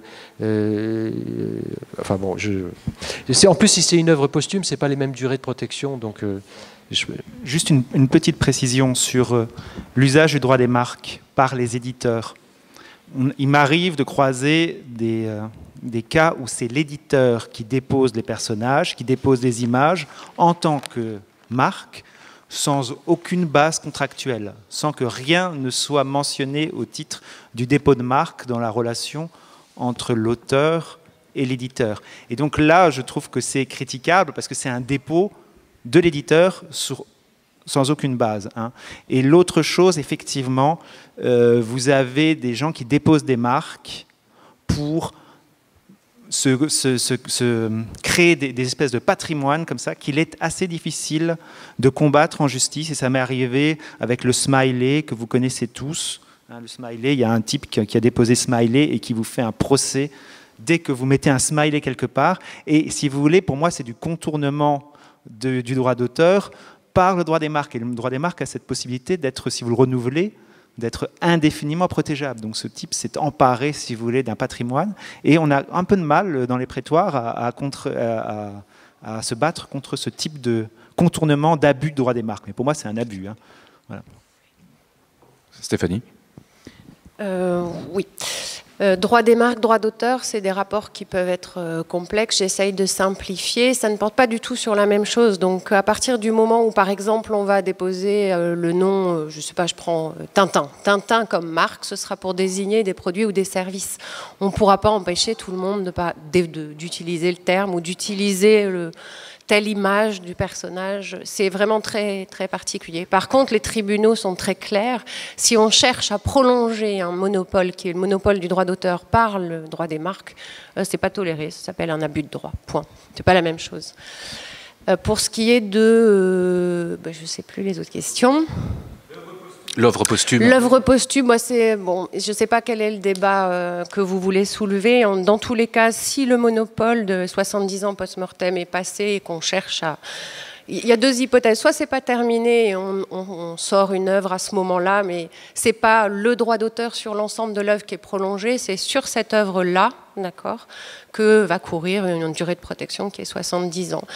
Et à partir du moment où c'est un manuscrit qui est resté dans l'ombre et qu'on sort à l'issue du monopole d'exploitation, c'est-à-dire plus de 70 ans après la mort de l'auteur, ça c'est un droit un peu particulier qu'on appelle le droit de publication posthume, et qui lui est de 25 ans, ce qui n'a rien à voir avec, ou très peu, ou moins, avec le droit d'auteur. Et pour la SOFIA, et rebondir sur une question qui a été posée, moi j'ai évoqué les sociétés de gestion dans leur ensemble. La SOFIA, on en a parlé par rapport au droit de prêt, c'est aussi elle qui est en charge de la gestion collective pour les œuvres indisponibles aujourd'hui, donc c'est un autre pan important. Oui, et qu'on n'évoquera pas parce que c'est un réel autre problème qui mériterait. Vous avez ce qu'on appelle les œuvres orphelines aussi, ou les œuvres indisponibles, avec le projet concret qui existe de relire sous l'égide de la BNF, si ma mémoire est bonne, mais ne parlons pas de ça. Moi j'aimerais qu'on consacre les dernières minutes, et je pensais que vous allez pouvoir couper plus rapidement, vraiment précisément, et rebondir sur ce que disait Emmanuel de Rangerville tout à l'heure. Vous parliez de Bertrand Tavernier. J'ai vu arriver, il y a une quinzaine d'années, en travaillant pour une autre structure qui était un festival du film, les lobbies du cinéma, qui sont arrivés ici, en l'occurrence un peu plus loin ici, à Strasbourg, en cherchant des portes d'entrée du Parlement européen et du Conseil de l'Europe. Ils ont été capables de créer un festival qui était la partie mais la moins importante, en l'occurrence de leur stratégie, mais le but avoué était en fait de créer du lobbying au sein même de l'organisation européenne.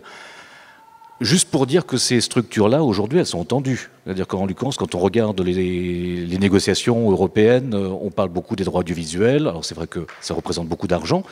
J'ai l'impression que malheureusement les auteurs, et je voudrais juste un petit peu là aussi que Pierre Kretz revienne sur littéral, sur la nécessité qu'ont les auteurs de vous regrouper au sein de structures pour vous faire entendre au-delà de votre cas personnel. Et puis de voir aussi, pour finir, les structures que vous représentez, celle du syndicat, la fonction de Pascal Reynaud en tant qu'avocat, ou celle du CPI. Je voudrais qu'on revienne à des choses très très concrètes, juste pour conclure. Mais en tous les cas, le besoin de formaliser, de structurer les négociations.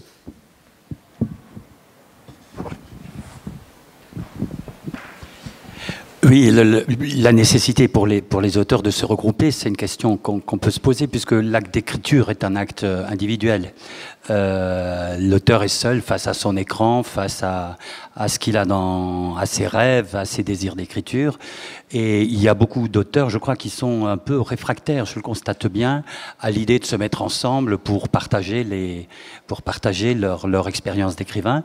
Pourtant, et je crois qu'une manifestation comme celle d'aujourd'hui montre bien que une réflexion, une approche collective des problèmes est absolument indispensable. Et quand nous avons créé Littéral il y a maintenant très peu de temps, c'est une association très jeune qui compte une soixantaine, 70 auteurs de la région. Quand nous avons créé cette association, on nous disait oui, mais ça va être une bataille d'ego, les auteurs sont tous dans leur tour d'ivoire. En fait, pas du tout. Je constate que en créant cette association, nous avons rencontré beaucoup d'amis en région qui écrivent, qui sont passionnés par l'écriture, et ça me conforte absolument dans l'idée que les auteurs doivent se rassembler, réfléchir ensemble, agir ensemble, même s'ils sont parfois de sensibilité et de style complètement différents. Voilà.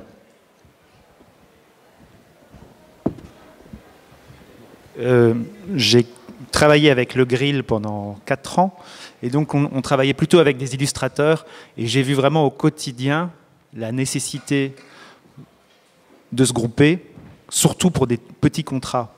Parce que les illustrateurs de presse jeunesse, par exemple, multiplient les petits contrats, qui sont tous assez compliqués, et ils avaient vraiment besoin d'informations sur le droit, facilement accessibles, rapides, parce que c'est toujours à négocier pour avant-hier.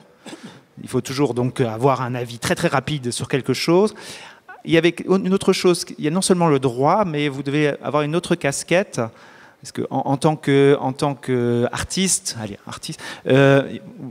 il y a un aspect très sensible dans le métier. Mais en tant que négociateur, vous devez complètement changer de casquette et changer de personnalité. Et j'ai vu des auteurs qui le faisaient très très bien, qui devenaient des véritables managers de leur propre carrière, et des auteurs où c'était vraiment fumeux. Et donc là-dessus, un conseil, une aide est vraiment fondamentale.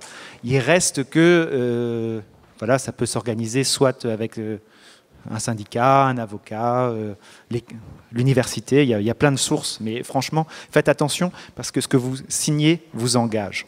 Je dois terminer là-dessus. Au bout du compte, de toutes les façons, le seul à signer, c'est l'auteur.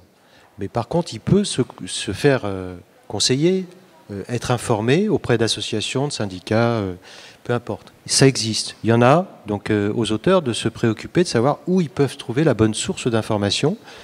En ce qui nous concerne, ce qu'on constate, c'est qu'on n'a pas de voix. Les auteurs n'ont pas de voix s'ils ne sont pas regroupés. On ne les entend pas. Ils ne sont pas audibles s'ils ne sont pas regroupés.